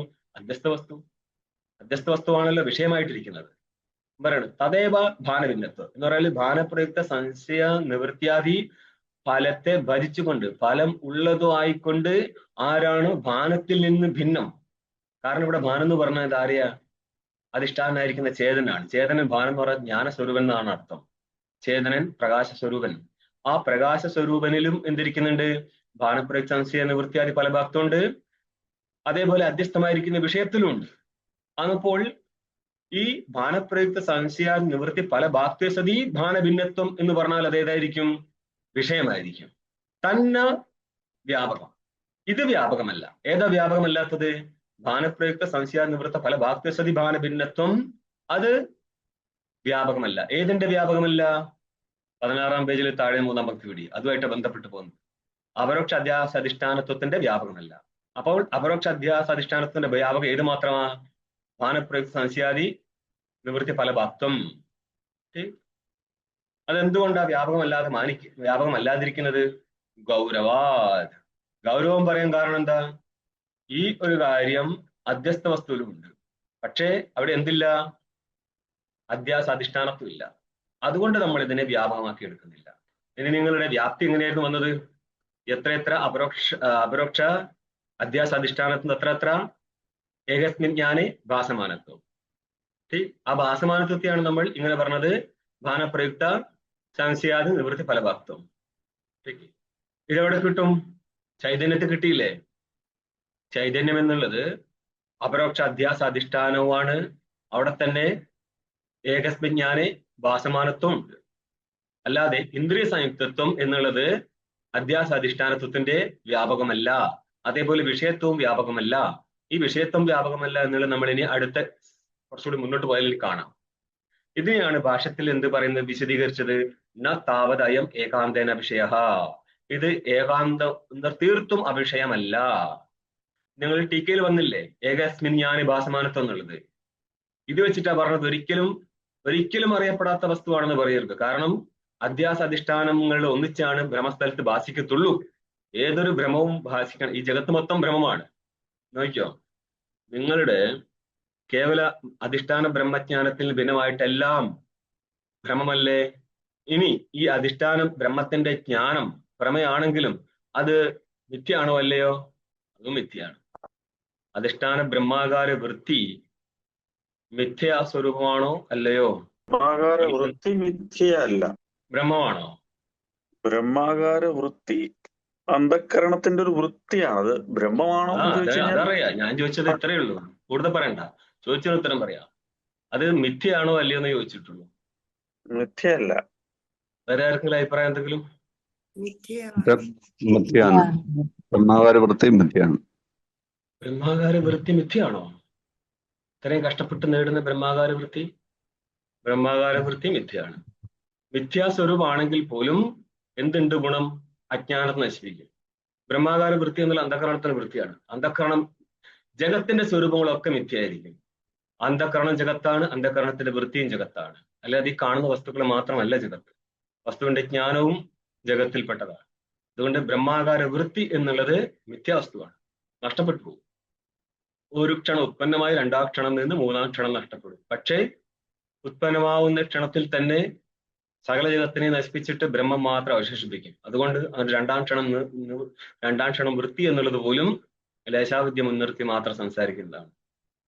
അല്ലെങ്കിൽ അജ്ഞാനിയുടെ ദൃഷ്ടിയിൽ സംസാരിക്കുന്നതാണ്. അല്ലെങ്കിൽ ഏകജീവാദത്തില് സംസാരിക്കാൻ വേറെ ആള് പോലും ഉണ്ടാവത്തില്ല. അതുകൊണ്ട് മനസ്സിലാക്കണം, ബ്രഹ്മാകാര വൃത്തി ഒന്നും വാസ്തവല്ല, മിഥ്യാവസ്തുവാണതല്ല. ഇനിയും ടീക്ക പോവാണ്. അയമാത്മാ നിയമേന അഭിഷയോന ഭവതി. ഈ ആത്മാ, അയം എന്ന് ഉദ്ദേശിച്ചതാരിയാ? പ്രത്യേകാത്മാവിനെയാണ്. അയമാത്മാ നിയമേന അഭിഷയോന ഭവതി. തീർച്ചയായും വിഷയമല്ല എന്നല്ല, വിഷയമാവുന്നുണ്ട്. തത്ര ഹേതുമാഹ, അതിന് കാരണമാണെന്ന് പറഞ്ഞത് അസ്മത് പ്രത്യയ വിഷയത്വാത് അല്ലേ? ഇതെന്താണ് അസ്മത് പ്രത്യയം എന്നുള്ളതാണ് ഇനി ടീക്കയിൽ പറയുന്നത്. രണ്ട് വിധത്തിൽ അസ്മത് പ്രത്യയത്തെ കാണിക്കാം. ജ്ഞാനാർത്ഥത്തിലും വിഷയാർത്ഥത്തിലും കൊണ്ടുവരും. നോക്ക്, അസ്മത് പ്രത്യയോ അഹമിത്യധ്യാസസ്. അഹം എന്നുള്ള ജ്ഞാനമാണെന്ത്? അസ്മത് പ്രത്യയം. പ്രത്യയം എന്ന് പറഞ്ഞാൽ ജ്ഞാനം. അപ്പൊ അഹം എന്നുള്ള ജ്ഞാനം ഇത് അധ്യാസമാണോ അല്ലയോ? അധ്യാസമാണ്. ഇത് ബ്രഹ്മാകാര വൃത്തി അല്ല കേട്ടോ ഉദ്ദേശിച്ചത്. നമ്മൾക്കൊക്കെ ഉണ്ടായിരിക്കുന്ന അഹം എന്നുള്ള ജ്ഞാനം ഉണ്ടല്ലോ, ഞാൻ എന്നുള്ള ജ്ഞാനം, ഇതിനെയാണ് നമ്മൾ അസ്മത് പ്രത്യയം എന്ന് പറയുന്നത്. തത്ര ഭാസമാനത്വാദിത്യർത്ഥ. ഘടഹ എന്നുള്ള ജ്ഞാനസ്ഥലത്ത് ഭാസിക്കപ്പെട്ട വസ്തു ഏതാ? ഘടം സ്വാമി. ഘടമാണ് ഘടജ്ഞാന സ്ഥലത്ത് ഭാസിക്കുന്നത്. അങ്ങനെയാണെങ്കിൽ അഹം എന്നുള്ള ജ്ഞാനസ്ഥലത്ത് ഭാസിക്കുന്നത് ആരായിരിക്കും? അഹം എന്നുള്ളത് അസ്മത് എന്നുള്ള പ്രത്യയം, ഞാൻ എന്നുള്ള പ്രത്യയം. അവിടെ ഭാസിക്കുന്നതാണ് ചേതനം. അതുകൊണ്ട് എന്ത് പറഞ്ഞു? തത്ര ഭാസമാനത്വം. ആ അഹം എന്നുള്ള ജ്ഞാനത്തിൽ ഭാഷിക്കപ്പെടുന്ന വസ്തുവാണ് ചേതനൻ. അല്ലെങ്കിൽ എന്ത് പറയാ? അസ്മദർത്ഥസ്ഥിതാത്മാ. അസ്മദ് എന്നുള്ള ശബ്ദത്തിന്റെ അർത്ഥമാണല്ലോ ചിതാത്മ. യുഷ്മദ് അസ്മ പ്രത്യേകോചരം എന്നുള്ള സ്ഥലത്ത് അസ്മദ് അർത്ഥമാണ് ചിതാത്മ. ആ ചിതാത്മ പ്രതിബിംബത്തിന് എത്ര പ്രതീയതേ. പ്രതിബിംബ രൂപത്തിൽ ഈ ചിതാത്മ എവിടെയാ പ്രകടമാവുന്നത്? പ്രതിബിംബം എന്ന് പറഞ്ഞത് കൊണ്ട് ഏതോ ഒരു അധികരണം ഉണ്ടാവും. ബിംബരൂപത്തിൽ എന്നല്ലല്ലോ പറഞ്ഞത്. മുഖം പ്രതിബിംബ രൂപത്തിൽ എവിടെ പ്രകാശിക്കും? തലയാട്ടി കണ്ണാടിയിൽ പ്രകാശിക്കും. ബിംബരൂപത്തിലോ കഴുത്തിന്റെ പൊക്കത്ത് കാണും. അത്രേ ഉള്ളൂ. അപ്പോൾ പ്രതിബിംബത്വന് എത്ര ചിതാത്മ പ്രതീയത. എവിടെയാ അന്ധകരണത്തിൽ ചിതാത്മ പ്രതിബിംബ രൂപത്തിൽ പ്രകാശിക്കപ്പെടുന്നത്. സോ അസ്മത് പ്രത്യയോ, അതിനെയാണ് അസ്മത് പ്രത്യയം എന്ന് പറയുന്നത്. എന്താ? അഹങ്കാരസ്. അഹങ്കാരം എന്തായിരിക്കും? അന്ധകരണമാണ് അഹങ്കാരം. ചിലയിടത്ത് താതാത്മ്യം പ്രാപിച്ച ഭാവത്തെ അഹങ്കാരം എന്ന് പറയും. തത്ര ഭാസമാനത്വ. തത്ര എന്ന് ഉദ്ദേശിച്ചത് അന്ധകരണേ ഭാസമാനത്വം. അന്ധകരണത്തിൽ ഏത് രൂപത്തിലാണ് ചേതനൻ ഭാസിക്കുന്നത്? പ്രതിബിംബ രൂപത്തിൽ. പ്രതിബിംബ രൂപത്തിൽ. പക്ഷെ മനസ്സിലായി കഴിഞ്ഞാൽ പെട്ടെന്ന് ഉത്തരം പറയുന്നില്ല എന്ന് പറഞ്ഞാൽ തെരഞ്ഞു കണ്ടെത്തുകയാണ് ഇതിൽ ഓപ്ഷൻസ്. ആദ്യകാലത്ത് അങ്ങനെയായിരിക്കും, പിന്നെ ശീലമായി മാറും. ഓപ്ഷൻസ് ഇഷ്ടം പോലെ വരും. അതിനെ അങ്ങോട്ടും ഇങ്ങോട്ടും മാറ്റി മറിച്ചാണ് നമ്മൾ ഒരു സ്ഥലത്തേക്ക് പോവുക. തത്ര ഭാസമാനത്വം. തത്ര അന്ധകരണ ഭാസമാനത്വാത്. പ്രതിബിംബ രൂപത്തിൽ ഭാസിക്കുന്നത് കൊണ്ട് എന്ത് പറയാം? എന്തിന്റെ അർത്ഥമാണ് നമ്മൾ വിശദീകരിക്കുന്നത്? അസ്മത് പ്രത്യ വിഷയത്വാദ് എന്നുള്ളതാണ്. അപ്പോ അസ്മത് പ്രത്യ എന്നുള്ളത് എന്താർത്ഥം? ഇവിടെ അന്ധകരണം എന്നായിരുന്നു. സോ അസ്മത് പ്രത്യം എവിടെയാണ് ഭാസിക്കുന്നത്? അതാണ് അസ്മത് പ്രത്യം. പ്രതീയതേതി പ്രത്യം എന്ന് പറയുന്ന പ്രതീയതയുടെ വിഷയമാണ്. അപ്പോൾ അന്ധകരണമാക്കി എടുക്കും. അവിടെ ഭാസമാനത്വം അന്ധകരണത്തിൽ ഭാസിക്കുന്നത് കൊണ്ട് അസ്മത് പ്രത്യ വിഷയത്വം. അസ്മത് പ്രത്യ അസ്മത് പ്രത്യമാണ് ആര്? അസ്മത് പ്രത്യ ഭാസമാനത്വമാണ്. ശരി, അസ്മത് പ്രത്യ വിഷയത്വം അതെന്നാണ്. അപ്പൊ അന്ധകരണത്തിൽ ഭാസിക്കുന്നത് കൊണ്ട് അസ്മത് പ്രത്യ വിഷയത്വം പറഞ്ഞു. എന്നുവെച്ചാൽ അധ്യാസ സതി. അടുത്ത ചോദ്യം വരികയാണ്. അധ്യാസ സതി ഭാസമാനത്വം തസ്മിൻ സതി സഹ ഇതി പരസ്പരാശ്രയിതി. നമ്മളൊരു അധ്യാസം കാണുന്ന സ്ഥലത്ത് ആര് ഭാസിക്കും? ചൈതന്യം ഭാസിക്കുന്നു പറഞ്ഞു അല്ലേ? ചൈതന്യം ഭാസിക്കാത്തൊരു അധ്യാസം ഏതാ? ഒരധ്യാസം ഇല്ല. എല്ലാ അധ്യാസവും നടക്കുന്ന നേരം ചൈതന്യം ഭാസിക്കും. കയറിലുള്ള സർപ്പ അധ്യാസ സ്ഥലത്ത് ചൈതന്യത്തിന് ഭാസിക്കേണ്ട ആവശ്യമുണ്ടോ? ബ്രഹ്മചൈതന്യമാണോ ഭാസിക്കുന്നത് സർപ്പ അധ്യാസ സ്ഥലത്ത്? ചൈതന്യം. ആ ചൈതന്യം ബ്രഹ്മചൈതന്യത്തിന് ഭിന്നമാണോ? ആ ചൈതന്യം രജ്ജുവച്ചൻ ചൈതന്യം ബ്രഹ്മചൈതന്യത്തിന് ഭിന്നമാണോ? നിങ്ങൾക്ക് എത്ര ചൈതന്യം ഉണ്ട് സിദ്ധാന്തത്തില്? എല്ലാ സ്ഥലത്തും ചൈതന്യം ഭാസിക്കും. അവച്ഛിന്നമായിട്ടും അനവച്ഛിന്നമായിട്ടും ഒരു ചൈതന്യമാണ് കുട്ടികളെ ഭാസിക്കുന്നത്. അവച്ഛേദകത്തിന് മാത്രമേ മാറ്റുള്ളൂ. മനസ്സിലായോ? അല്ലാണ്ട് ചൈതന്യം അവിടെ മാറത്തില്ല. അപ്പൊ എന്ത് സംഭവിക്കുന്നുണ്ട്? ഒരു അധ്യാസം സംഭവിക്കുമ്പോഴാണ് അവൻ ഭാസിക്കുന്നത്. അപ്പൊ അധ്യാസ സതി ഭാസമാനത്വം. മാത്രല്ല, ഭാസമാനത്വം ഉള്ള സമയത്തല്ലേ അധ്യാസം സംഭവിക്കത്തുള്ളൂ. ഇത് മൊത്തം എടുത്തുള്ള ചിത്രീകരണമാണ്. അവൻ ഭാസിക്കുന്ന സമയത്ത് അധ്യാസം സംഭവിക്കത്തുള്ളൂ. അധ്യാസം സംഭവിക്കുമ്പോഴേ അവൻ ഭാസിക്കത്തുള്ളൂ. ഇതാണ് പ്രശ്നം. കാരണം അധ്യാസത്തിലാണ് അവൻ ഭാസിക്കുന്നത് എന്നുള്ളത് കൊണ്ട് ഭാസിക്കുമ്പോൾ അധ്യാസവും അധ്യാസം നടക്കുമ്പോൾ ഭാസിക്കലും നടക്കുന്നു. ഇങ്ങനെ വന്നാൽ തസ്മിൻ സതി സഹ എന്ന് പറഞ്ഞാല് അധ്യാസ, ഭാസമാനത്തെ സതി അധ്യാസ. ഇത് പരസ്പരാശ്രയ. പരസ്പരം അങ്ങോട്ടും ഇങ്ങോട്ടും ആശ്രയം ഉണ്ടാവുമല്ലോ. പരസ്പരാശ്രയത്തിന്റെ പ്രശ്നം എന്താ? പരസ്പരാശ്രയാണ് കാര്യമാണ് പ്രതന്തേ എന്ന് പറയും. പരസ്പരാശ്രയമായിരിക്കുന്ന ഒരു കാര്യം നടക്കത്തില്ല. ഇത് നജവാച്യം എന്ന് പറയരുത്. ആര് പറയണത്? സിദ്ധാന്തി ഘടനം നടത്തുകയാണ്. അനാദിത്വാ കസ്യ അധ്യാസസ്യ അനാദിത്വാദെന്ന് മനസ്സിലായിക്കൊള്ളുക. അധ്യാസം അനാദി ആയതുകൊണ്ട് അനാദിയില് ഈ പരസ്പരാശ്രയ ദോഷം നിലനിൽക്കത്തില്ല. അതായത് ബീജത്തിൽ നിന്ന് അങ്കുരം, അങ്കുരത്തിൽ നിന്ന് ബീജം. ഇവിടെ നിങ്ങൾക്ക് ബീജാങ്കുരങ്ങളുടെ പരമ്പര കാണാൻ പറ്റുന്നുണ്ടോ? പറ്റുന്നുണ്ട്. അവിടെ പരസ്പരാശ്രയ ദോഷമുള്ളത് കൊണ്ട് കാര്യം നടക്കാൻ പാടില്ലെന്ന് പറയാൻ പറ്റുമോ? പറ്റത്തില്ല. കാരണം ഒരു ബീജത്തിൽ നിന്ന് മറ്റൊരങ്കുരവും മറ്റൊരങ്കുരത്തിൽ നിന്ന് വേറൊരു ബീജവുമാണ് പോയിക്കൊണ്ടിരിക്കുന്നത്. അല്ലാതെ ഈ അങ്കുരത്തിൽ നിന്ന് ആ ബീജവും ആ ബീജത്തിൽ നിന്ന് ഈ അങ്കുരവും വന്നിട്ടില്ല. മനസ്സിലായോ? അതുകൊണ്ട് എന്താണ് ഉത്തരം കൊടുക്കുന്നത്? പൂർവാധ്യാസേ ധ്യാ ആണ്, പൂർവാധ്യാസേ പ്യാസേ അല്ല. പൂർവാധ്യാസേ ഭാസമാനാത്മനഃ ഉത്തരാധ്യാസ അധിഷ്ഠാന സംഭവാത്. പൂർവാധ്യാസത്തിൽ പ്രകാശിച്ച് ആത്മാ ഉത്തരാധ്യാസത്തിന്റെ അധിഷ്ഠാനമാവും. അപ്പൊ എത്ര ആത്മാക്കളായി? പൂർവാധ്യാസം നടക്കുന്ന സമയത്ത് ഭാസിക്കപ്പെട്ട വസ്തു ഉത്തരാധ്യാസത്തിന്റെ സമയത്ത് അധിഷ്ഠാനമായി. അപ്പൊ എത്ര ആത്മാവായി? അല്ല, ഒരു ചോദ്യം, നിങ്ങൾക്ക് ഒരാത്മാവെന്നുള്ള കണ്ണുപൂട്ടി വിളിച്ചു പറയാം. പക്ഷെ ഇവിടെ നിന്ന് ആലോചിച്ച് നോക്ക്. പൂർവാധ്യാസത്തിൽ അവൻ ഭാഷിക്കപ്പെട്ടു. പൂർവാധ്യാസം എന്നുള്ളത് ഒരു അധ്യാസമല്ലേ? പൂർവാഭാസം തന്നെ സഞ്ജി. ആ പൂർവാഭാസം തന്നെ മാറ്റാൻ പറഞ്ഞു. പൂർവ അഭ്യാസം എന്നാണ് കണ്ടതെങ്കിലും അത് അധ്യാനാക്ക്. പൂർവാധ്യാസേ. അഭ്യാസം എന്താണ് സംഭവം? അതൊരു അധ്യാസമല്ലേ? സ്വാമിജി, അന്ധകരണം അധ്യസിക്കപ്പെട്ടതല്ലേ? ജഗത്ത് മൊത്തം അധ്യസിച്ചാണ്. ഇപ്പൊ അന്ധകരണം അധ്യസിച്ചല്ലേ ചോദിക്കേണ്ട ആവശ്യമുണ്ടോ? അപ്പൊ അതെങ്ങനെ അസ്മദ് വസ്തുവിൽ പെടും? ചേതനല്ലേ അസ്മദിൽ പെടും? അസ്മദ് ചേതന ഇവിടെ മുന്നേയുള്ള വാക്യമോ അസ്മദ്? അതായത് അഹം എന്ന് പറയുന്ന സമയത്ത് കേവല ചൈതന്യവും പ്രകാശിക്കത്തില്ല, കേവല ജഡവും പ്രകാശിക്കത്തില്ല. ചേതനയുക്തമായിരിക്കുന്ന ജഡമേ അസ്മദായിട്ട് പ്രകാശിക്കത്തുള്ളൂ. എന്നാൽ ഭാഷ്യം തുടങ്ങിയ നമ്മൾ കേവല ചൈതന്യത്തെ എടുത്തും കൊണ്ടാണ് അസ്മശബ്ദം കാണിച്ചത്. അപ്പോൾ അവർ കൊണ്ടുപോകുന്നതിനനുസരിച്ച് ആദ്യം നമ്മൾ എന്ത് പറഞ്ഞിട്ടുണ്ട്? അസ്മത് പ്രത്യം എന്നുള്ള അഹം എന്നുള്ള ജ്ഞാനമാക്കി എടുത്തിട്ടുണ്ട്. വേണമെങ്കിൽ അതിനെ വിഷയമാക്കി എടുക്കാം. അവിടെ ഭാസിക്കുന്നു എന്ന അർത്ഥം കിട്ടണമെങ്കിൽ സാന്ദർഭികമായിട്ട് അർത്ഥത്തിൽ അതിന് അന്ധക്കരണം എന്ന് അർത്ഥമെടുക്കാൻ പറ്റത്തുള്ളൂ. അന്ധക്കരണത്തിൽ ഭാസിച്ചും കൊണ്ടാണ്. ഈ അന്ധക്കരണത്തിൽ ഭാസിക്കുമ്പോൾ അന്ധക്കരണം വേറെയും ചേതനം വേറെയായിട്ട് പ്രതീതമാവുന്നില്ലേ നിനക്ക് ജയദേവ? ഉണ്ട് സ്വാമിജി. പിന്നെ നിനക്കായിട്ട് അങ്ങനെ പ്രതീതമാവുന്നേ. അധ്യാസം നടക്കുന്നവർ എവിടെയാണ് രണ്ട് വസ്തു പ്രതീതമാവുക? സാക്ഷിക്ക് ഒരിക്കലും അന്ധകരണത്തിന്റെ ഭിന്നമായിട്ട് പ്രകാശിപ്പിക്കാൻ പറ്റൂല. അങ്ങനൊരു സ്ഥലം കാണൂല. പങ്ക്തിയല്ല ചിന്തനം. വർഷങ്ങളുടെ തപസ്സുണ്ട് മരത്തിന്റെ പിറകിൽ. എങ്കിലും മാത്രമേ അതെന്താ സംഭവിച്ചതെന്ന് പോലും മനസ്സിലാക്കുള്ളൂ. പങ്ക്തി ടു പങ്ക്തി ആരും കുറച്ച് ഭാഷാപരിചയം കൊണ്ട് കൊണ്ടുപോകാം. മനസ്സിലായോ? അതിന്റെ ഡെപ്ത് അന്വയിക്കാൻ നല്ല പാടാണ്. ബ്രഹ്മസൂത്രത്തിൽ തീരത്തില്ല. ഹയർ ടെക്സ്റ്റ്, സിദ്ധാന്ത ബിന്ദു, അദ്വൈസിദ്ധി ഇത്യാദിയുടെ പരിചയം ഉണ്ടെങ്കിൽ മാത്രമേ ഇവിടെ എന്തെങ്കിലും മനസ്സിലാകാൻ പറ്റത്തുള്ളൂ.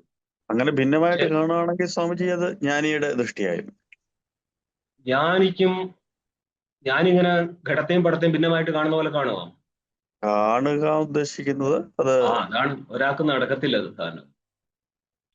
കേവല പരമാത്മാവിന്റെ ബോധമുള്ളത് കൊണ്ട് എപ്രകാരം ഘടം തന്നെ ഭിന്നമാണോ അപ്രകാരം മാത്രം അന്ധകരണം ഭിന്നമായിട്ടിരിക്കും. ഒരു കണക്കിന് അങ്ങോട്ടും ഇങ്ങോട്ടും മാറ്റാൻ പറ്റത്തില്ല. കാരണം ബാധിതാനുവൃത്തി നടക്കുന്നതിന് ഭിന്നത്ത് പറ്റും. ബാധിതാനുവൃത്തി സ്ഥലം നിർത്തം ഒരു ക്വസ്റ്റ്യന്റെ പിറകോട്ട് പോകണ്ട. കാരണം ഈ ചർച്ചാ സ്ഥലമല്ല. അതുകൊണ്ട് ഒരു ചോദ്യത്തിന് 2 സ്റ്റെപ്പ് അവിടെ നിന്ന് തിരിച്ചു പോരും. എനിക്ക് മാത്രമാണ് ഈ തകരാറ്, നാട്ടുകാർക്ക് മൊത്തം ഈ തകരാറുണ്ട്. ഏത്? അന്ധകരണത്തിൽ അധ്യസിക്കുന്നതേ. ഇത് എല്ലാവർക്കും സംഭവിക്കുന്ന അന്ധകരണത്തിലാണ്. നമ്മൾ ജാഗ്രത കാലത്ത് സാക്ഷി അന്ധകരണമായിട്ട് താതാത്മ്യം പ്രാപിച്ചിട്ടാണ് ഈ അധ്യാസം നടക്കുന്നത്. പ്രകാശിക്കപ്പെടുന്നത് അന്ധകരണമാണ്. അവിടെ പ്രകാശിക്കുമ്പോൾ അന്ധകരണത്തിൽ പ്രകാശിപ്പിച്ചതിനായിരിക്കുന്ന ചേതനോട് കൂടെ മാത്രമേ അന്ധകരണം പ്രകാശിക്കപ്പെടത്തുള്ളൂ. അല്ലാതെ ചേതനരഹിതമായിട്ട് ഒരു വസ്തു പ്രകാശിക്കാൻ പോകുന്നില്ല. പക്ഷെ ആ ചേതനൻ സാക്ഷി ചൈതന്യത്തിന് ഭിന്നമല്ല. അതുകൊണ്ടാണ് ഒരു കണക്കിനും സാക്ഷിയെയും പ്രമാതാവിനെയും വേർതിരിച്ച് ഒരു കണക്കിനും അറിയാൻ പറ്റത്തില്ല. മനസ്സിലായോ? കാരണം ഭേദം എന്നുള്ളത് അഭാവമാണ്. 4 പ്രകാരത്തിൽ അഭാവം: അത്യന്തഭാവം, അന്യോന്യഭാവം, പിന്നെ ധ്വംസം, പ്രാഗഭാവം.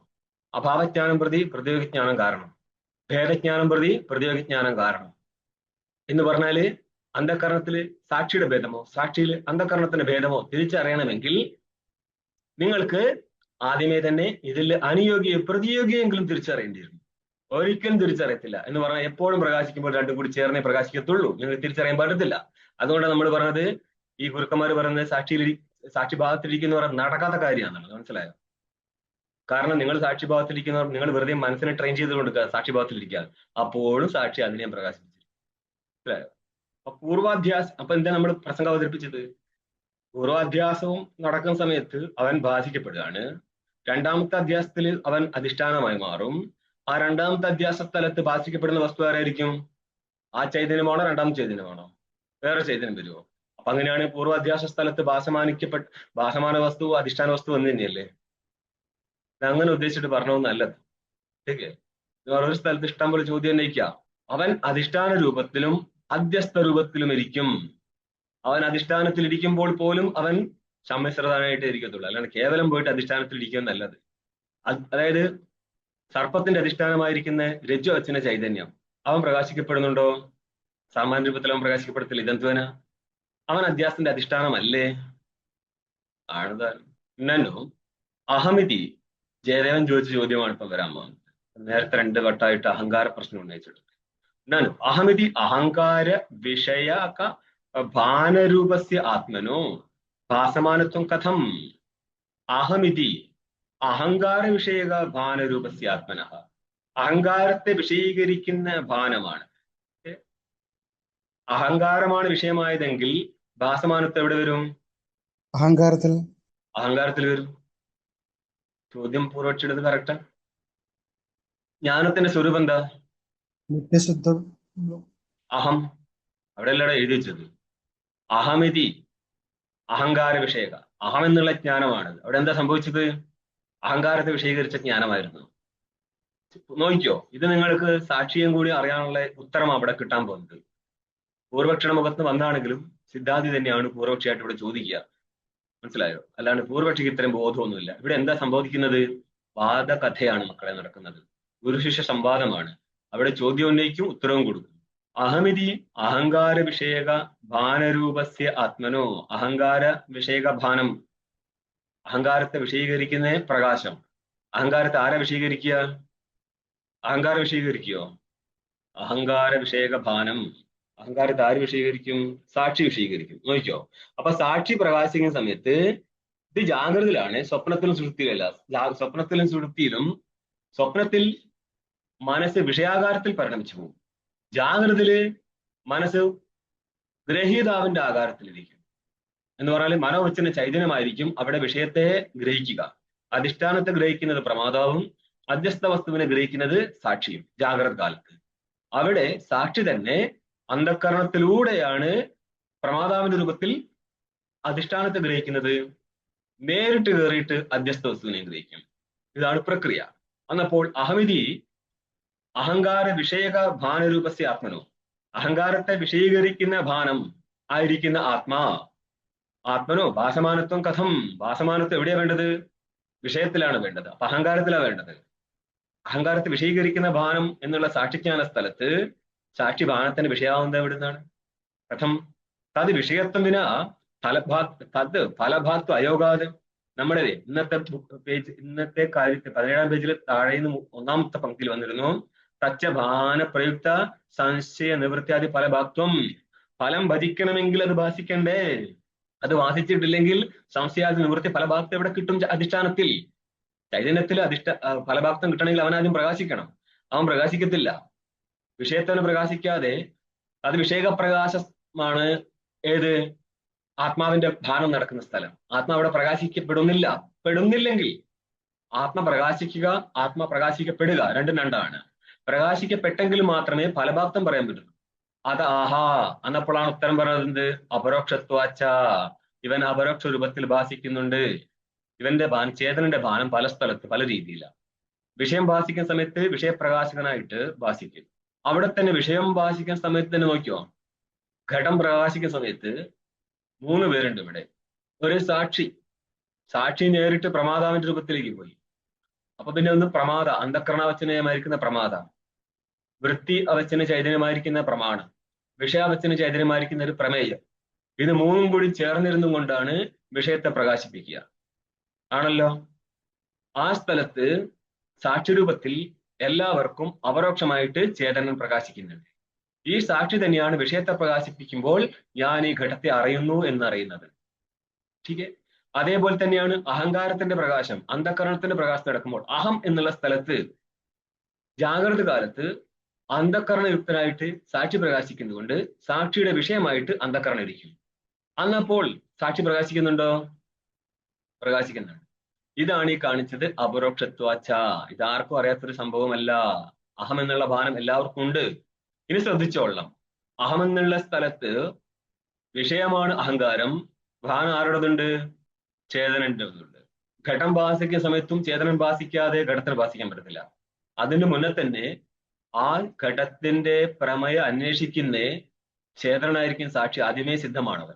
സാക്ഷിക്ക് അന്യപ്രമാണത്തിന്റെ ആവശ്യമില്ല. അന്യപ്രമാണ നിരപേക്ഷേണ ഭാസമാനമാണ് ആര്? സാക്ഷി. അവൻ ഭാസിക്കുന്നില്ല എന്നല്ല, അവൻ എല്ലാ സ്ഥലത്തും ഭാസിക്കും. അപ്പോൾ അവൻ തന്നെയല്ലേ രണ്ട് രീതിയിൽ. ഒന്ന്, കയറിലെ സർപ്പമാന സ്ഥലത്ത് കയറാ വെച്ചതിന് ചൈതന്യമായിട്ട് അവനാണ് ഭാസിക്കുന്നത്. ജഗത്തിന്റെ അധ്യാസ സ്ഥലത്ത് അധിഷ്ഠാന ചൈതന്യ രൂപത്തിൽ അവനാണ് ഭാസിച്ചത്. ആ ചൈതന്യം തന്നെയാണ് സാക്ഷി രൂപത്തിലും ഭാസിക്കുന്നത്. ഭാസിക്കാത്ത വസ്തുവല്ലത്. ठीक ഏകാന്തന നാ വിഷയ, തീർത്ഥം വിഷയമല്ല. കാരണം അസ്മപ്രത്യ വിഷയത്വാൽ. അത് കഴിഞ്ഞപ്പോ എന്ത് പറഞ്ഞു? അപരോക്ഷത്വാച്ച. അപരോക്ഷം എന്ന് പറഞ്ഞ അർത്ഥം അന്യപ്രകാശത്തെ ആശ്രയിക്കാതെ പ്രമാണാന്തര വ്യാപാരം പിന്നെ ഭാസമാനത്വം അപരോക്ഷത്വം എന്ന് അന്വേഷിച്ചു. സാക്ഷാത് അപരോക്ഷാത് ബ്രഹ്മ എന്നുള്ള അപരോക്ഷം ബ്രഹ്മ എന്നാക്കി മാറ്റും. ശബ്ദ ശങ്കാ നിരാസാർത്ഥ. ഇതെവിടെയുള്ളത്? പ്രത്യേകാത്മ വിഷയത്വാച്ച എന്നുള്ള സ്ഥലത്തെ ശബ്ദം കൊണ്ട് ശങ്കാ നിരാകരണം കണ്ടതായിട്ട് മനസ്സിലായിക്കൊള്ളുക. ഇതെങ്ങനെയാണ് നിങ്ങൾ അപരോക്ഷത്വം പറഞ്ഞത്? അതിന് ഇപ്പോഴാണ് ഇപ്പൊ ഉത്തരം പറയുന്നത്. സ്വപ്രകാശത്വാച്ച. അതല്ലാതെ ഇവൻ ബാലവിഷയമായിട്ടല്ല നിന്നത്, പിന്നെ സ്വയം പ്രകാശനായിട്ടാണ് ഇരുന്നത്. ആ സ്വയം പ്രകാശ രൂപത്തിൽ ഇരിക്കുന്നത് കൊണ്ട് അവൻ അധിഷ്ഠാനത്തിന്റെ ബാനം സ്വയം പ്രകാശനായിരിക്കുന്ന ആത്മാ. ആ സ്വയം പ്രകാശനായിരിക്കുന്ന ആത്മാവിന്റെ കാര്യത്തിൽ ആർക്കും സംശയമുണ്ടോ? ഇല്ല, ആത്മാവ് സ്വയം പ്രകാശനാണെന്ന് സംശയമില്ല. പിന്നെ അങ്ങനെയൊന്നും പറയും. നമ്മൾ വേണ്ടാതെ പഠിച്ചിട്ട് കാര്യമില്ല. ഇവർ പഠിപ്പിക്കുന്ന രീതിയിൽ പഠിച്ചു പോയി കഴിഞ്ഞാൽ സാധനം മനസ്സിലാവും. അല്ലാതെ അറിയാത്തവന്മാരുണ്ട്, സ്വപ്പോട് ഗുരുക്കന്മാരെ തട്ടിൽ പഠിച്ചിട്ട് കാര്യമില്ല. ഇവർ പറയുന്ന രീതിയിൽ പോയിക്കോ. നിനക്ക് അഹം എന്നുള്ള കാര്യത്തിൽ സംശയം ഉണ്ടെന്ന് ചോദിച്ചു. സ്വയം പ്രകാശത്തിന്റെ കാര്യം അവിടെ നിൽക്കട്ടെ. സ്വയം പ്രകാശം ലക്ഷണം പറയുമ്പോഴേ മനസ്സിലാകത്തുള്ളൂ. അഹം എന്നുള്ള കാര്യത്തിൽ സംശയമുണ്ടോ? ഞാൻ എന്നുള്ള ബോധം ഇല്ലാത്ത വസ്തു ആരുമുണ്ടോ? വസ്തു എന്നുള്ള വ്യക്തി ആരുമുണ്ടോ? ആരുമില്ല. ഞാൻ പ്രകാശിച്ച ശേഷം മാത്രമേ എന്നിൽ ഭിന്നമായിരിക്കുന്ന വസ്തുവിനെ അറിയാനായിട്ട് ഞാൻ പ്രയത്നിക്കുകയുള്ളൂ. അവിടെ പ്രമാണ അന്വേഷണം വരണമെങ്കിൽ ആദ്യം ഞാൻ പ്രകാശിക്കണം. ഞാനായിരിക്കുന്ന സാക്ഷിയാണ്. സാക്ഷിയുടെ പ്രകാശം രണ്ടു വിധത്തിലുണ്ടാവും. നമ്മൾ പലവട്ടം പറഞ്ഞിട്ടുണ്ട്. സ്വപ്നത്തിലും സുഷുപ്തിയിലും പ്രകടപ്രകാശം ഇല്ല. പ്രകടപ്രകാശം സംഭവിക്കുന്നത് ജാഗ്രതയില. കാരണം പ്രമാദാവും കൂടി ഉള്ളത് കൊണ്ടാണ്. പക്ഷെ ഈ പ്രകടപ്രകാശം ഇല്ലാത്ത സുഷുപ്തിയാണ് കേവല പ്രകാശം കാണിക്കാൻ വേണ്ടി നമ്മൾ ദൃഷ്ടാന്തീകരിക്കാറ്. കാരണം അവിടെ ഇരിക്കുന്നത് മറ്റ് ജ്ഞാനങ്ങളൊന്നുമില്ലാത്ത സമയമായതിനാൽ വിഷയങ്ങൾ ഒഴിവാക്കാൻ പറ്റും. പക്ഷെ അപ്പോൾ പോലും വിഷയങ്ങളില്ല എന്നല്ല, അവിദ്യാദി വിഷയങ്ങളുണ്ട്. പക്ഷെ അവിദ്യക്ക് ചേതന സംബന്ധം ഇല്ലാത്തത് കൊണ്ട് കേവലിനെ കാണിക്കാം എന്നുള്ളത് കൊണ്ടാണ് സുഷുപ്തി സ്ഥലം വരെ നമ്മൾ പോകുന്നത്. സ്വപ്രകാശത്വാത്, സുപ്രകാശമായതുകൊണ്ട് എന്ത് പറ്റി? ഏകാന്തന വിഷയമാണെന്ന് പറയാൻ പറ്റത്തില്ല. സ്വയംപ്രകാശ സ്വരൂപനായിട്ടിരിക്കുന്നുണ്ട്. മാത്രല്ല അവിടെ എന്തും കിട്ടും. ടീക്കൊക്കെ അനുസരിച്ച് അന്യം മാറും. ഭാഷ്യത്തിന് കേവല അന്യം വേറെയാണ്. ടീക്കയിൽ നമ്മൾ എത്ര അധ്യാസാധിഷ്ഠാനത്വം തത്ര ഏകസ്മിൻ ജ്ഞാനെ ആരോപ്യ അധിഷ്ഠാനയോ ജ്ഞാനേ ഭാസമാനത്വം എന്ന് പറഞ്ഞു. അവിടെ ഭാസമാനത്വത്തിന് അർത്ഥം പറഞ്ഞിരുന്നു ഫലഭാക്തം. അപ്പം ഫലഭാക്തം കിട്ടണമെങ്കിൽ എന്ത് വേണം? അപരോക്ഷത്വം കാണിക്കണം. ठीक ഇനി നോക്കിയോ. സ്വപ്രകാശത്വം സാധയതി. അവൻ സ്വയം പ്രകാശനാണ് എന്നുള്ളത് സിദ്ധിച്ചതാണ് ഭാഷ്യം കണ്ട 18-ാം പേജില് ഏറ്റവും ടോപ്പില്. പ്രത്യേകാത്മ പ്രസിദ്ധേഹേ. പ്രത്യേകാത്മ സ്വരൂപത്തിൽ അവൻ പ്രസിദ്ധമാണ്. ഓരോരോ ജീവനെ സംബന്ധിച്ചും. അതിപ്പോൾ ഏത് ജീവനാണെങ്കിലും, മനുഷ്യൻ മാത്രമല്ല കേട്ടോ, എല്ലാ ജീവനും അഹമെന്നുള്ളൊരു ബോധമുണ്ട്. അതിന്റെ വിഷയമായിട്ട് പ്രത്യേകാത്മം നിലനിൽക്കുന്നുണ്ട്. അതുകൊണ്ട് ഈ വസ്തു തീർത്തും അപ്രസിദ്ധമല്ല എന്നർത്ഥം. ടീക്കയിൽ ആ ബാലപണ്ഡിതം ആത്മനഃ സംശയാദി ശൂന്യത്വേന പ്രസിദ്ധേഹേ സ്വപ്രകാശത്വം ഇത്യർത്ഥഃ. അന്യപ്രമാണ സാപേക്ഷമായിട്ടല്ല, എല്ലാവർക്കും പ്രമാണരഹിതമായിക്കൊണ്ട് തന്നെ പ്രകാശിക്കുന്നുണ്ട്. എവിടെ? ആ ബാലപണ്ഡിതമാണ്. വിവേകമുള്ളവൻ പണ്ഡിതൻ, വിവേകമില്ലാത്ത ബാലന്മാര്. അല്ലാണ്ട് കുഞ്ഞുങ്ങൾ എന്നുള്ള അർത്ഥത്തിലല്ല. വിവേകിക്കും അവിവേകിക്കും ഒരേപോലെ സംശയ വിപര്യാദി രഹിതമായിക്കൊണ്ട് പ്രസിദ്ധമായതിനാൽ ആര് ചേതനൻ എങ്ങനെ അഹം എന്നുള്ള കാര്യത്തിൽ ആർക്കും സംശയമില്ല. ഈ കേവല ചൈതന്യത്തിന് ആവരണം നേരിടുമ്പോഴാണ് ആരായി മാറുന്നത്? സാക്ഷിയായിട്ട് മാറുന്നത്. സാക്ഷി. സാക്ഷിക്ക് ആവരണം നേരിട്ടാൽ എന്താവും? സാക്ഷിക്ക് ആവരണം നേരിട്ടാൽ ഞാനൊന്ന് പ്രകാശിക്കത്തോലുമില്ല. ഞാനൊന്ന് പ്രകാശിക്കുന്നത് കൊണ്ട് സാക്ഷിക്ക് പിന്നെ ആവരണമില്ല, സാക്ഷിയിൽ ആവരണം മാനിക്കത്തില്ല. ചൈതന്യത്തിന് ശുദ്ധനെ ആവരണമല്ലോ. ശുദ്ധന് ആവരണം നേരിടുമ്പോൾ ശുദ്ധം പ്രകാശിക്കുകയോ? ആവൃതനായിക്കൊണ്ട് പ്രകാശിക്കും. ആവർത്തനായിട്ട് പ്രകാശിക്കുന്ന എങ്ങനെയാ? അതാണ് സാക്ഷി. കേവലൻ ആവൃതനായി. അതായത് സൂര്യന് ആവൃതനായിട്ടും അനാവൃതനായിട്ടും പ്രകാശിക്കാൻ പറ്റും. സൂര്യന്റെ താഴെ മേഘങ്ങൾ വന്ന് മൂടിയാലും സൂര്യൻ പ്രകാശിക്കും. മേഘങ്ങളാൽ മൂടപ്പെട്ട സൂര്യപ്രകാശം എപ്രകാരം ഇരിക്കുമോ ഇതേപോലെ അവിദ്യയാൽ ആവൃതനായിരിക്കുന്ന ചൈതന്യം പ്രകാശിക്കുമ്പോഴാണ് എന്താവുന്നത്? സാക്ഷിപ്രകാശമാവുന്നത്. ഈ സമയത്ത് ശരിക്കും പ്രകാശം എന്ന് പറയാൻ പാടുള്ളൂ. മനസ്സിലായോ? അല്ലാതെ എന്തുകൊണ്ടാണ് അങ്ങനെ പറയുന്നത്? പ്രകാശം എന്നുള്ളത് ഒന്നുകിൽ അവിദ്യാവൃത്തി, അല്ലെങ്കിൽ മായാവൃത്തി, അല്ലെങ്കിൽ അന്ധകരണ വൃത്തിയാണ്. നിത്യശുദ്ധ ബുദ്ധമുക്ത സ്വഭാവനിൽ അവിദ്യയില്ല, അന്ധകരണമില്ല, മായയും ഇല്ല എന്നുള്ളതിനാൽ അവൻ സ്വയം പ്രകാശനല്ല. പക്ഷേ നിങ്ങൾക്ക് അവനെ മനസ്സിലാക്കിപ്പിച്ചു തരാൻ ശ്രുതിക്ക് വേറെ മാർഗമില്ല എന്നുള്ളത് കൊണ്ടാണ് സാക്ഷാത് അപരോക്ഷാത് ബ്രഹ്മ എന്നൊക്കെ പറഞ്ഞിട്ട് സ്വയം പ്രകാശത്തൊക്കെ സിദ്ധിക്കാൻ പോകുന്നത്. മനസ്സിലായോ? അപരോക്ഷമാണ്, പ്രമാണ വ്യാപാരമില്ലാതെ തന്നെ പ്രകാശിക്കുന്നതാണ്, സ്വയം പ്രകാശനമാണ് എന്ന് പറയുമ്പോൾ അവൻ അവനെ തന്നെ പ്രകാശിപ്പിക്കുകയോ ചെയ്യുന്നില്ല. അതുകൊണ്ട് എന്ത് പറഞ്ഞേ? അന്യപ്രകാശമില്ലാതെ സ്വയം പ്രകാശമാനമായിക്കൊണ്ട് അന്യവസ്തുക്കളെ ആരാണോ പ്രകാശിപ്പിക്കുന്നത് അവനാണ് സ്വയം പ്രകാശൻ. ഇത്രയേ ഉള്ളൂ. അവൻ അവനെ തന്നെ പ്രകാശിപ്പിക്കുക വെച്ച് കഴിഞ്ഞാൽ ഇല്ല. സൂര്യൻ തന്നെ പ്രകാശിപ്പിക്കുന്നോ? ഇല്ല. പക്ഷെ സൂര്യൻ പ്രകാശിക്കാതിരിക്കുന്നുണ്ടോ? ഇല്ല. ഇപ്പൊ മനസ്സിലാവുന്നുണ്ടോ ഏകദേശം? ഇതേപോലെ അവൻ പ്രകാശിക്കാതിരിക്കത്തില്ല, അവന്റെ സ്വരൂപമാണത്. പ്രകാശം തന്നെ രണ്ട് വിധത്തിൽ വരും. ജഡപ്രകാശമുണ്ട്, ചൈതന്യ പ്രകാശമുണ്ട്. സൂര്യൻ ജഡപ്രകാശമാണ്, ആത്മാ ചൈതന്യരൂപ പ്രകാശമാണ്. ചൈതന്യരൂപ പ്രകാശത്തിന് മാത്രമേ പ്രകാശത്തെയും അന്ധകാരത്തെയും ഒരേപോലെ പ്രകാശിപ്പിക്കാൻ പറ്റുള്ളൂ. ജഡപ്രകാശം അന്ധകാരത്തെ പ്രകാശിപ്പിക്കത്തില്ല. ജഡപ്രകാശം അന്ധകാരത്തിലേക്ക് വന്ന് അന്ധകാരം നഷ്ടപ്പെട്ടു പോകും. നോക്കിപ്പോയോ? ആ ബാലപണ്ഡിതം ആത്മന സംശയാദി ശൂന്യത്വന പ്രസിദ്ധേഹേ. സംശയാതിരഹിതമായിക്കൊണ്ട് അവൻ പ്രസിദ്ധമാണെന്ന് ഉള്ളത് കൊണ്ടാണ് എന്ത് പറഞ്ഞത്? നമ്മൾ സ്വയം പ്രകാശനാണെന്ന് പറഞ്ഞത്. അതഹ പ്രകാശത്വേന ഭാസമാനത്വാത് ആത്മനോ അധ്യാസാധിഷ്ഠാനത്വം സംഭവതീതി ഭാവഃ. ഭാസമാനത്വാത് അധ്യാസാധിഷ്ഠാനത്വം അല്ലേ? അവിടെയാണല്ലോ പൂർവക്ഷി ചോദിച്ചത്. ഭാസമാനത്വം അഹങ്കാരത്തിലല്ലേ വരിക? അവിടെ പ്രകാശിക്കുന്ന വസ്തുവല്ലേ സാക്ഷിയും?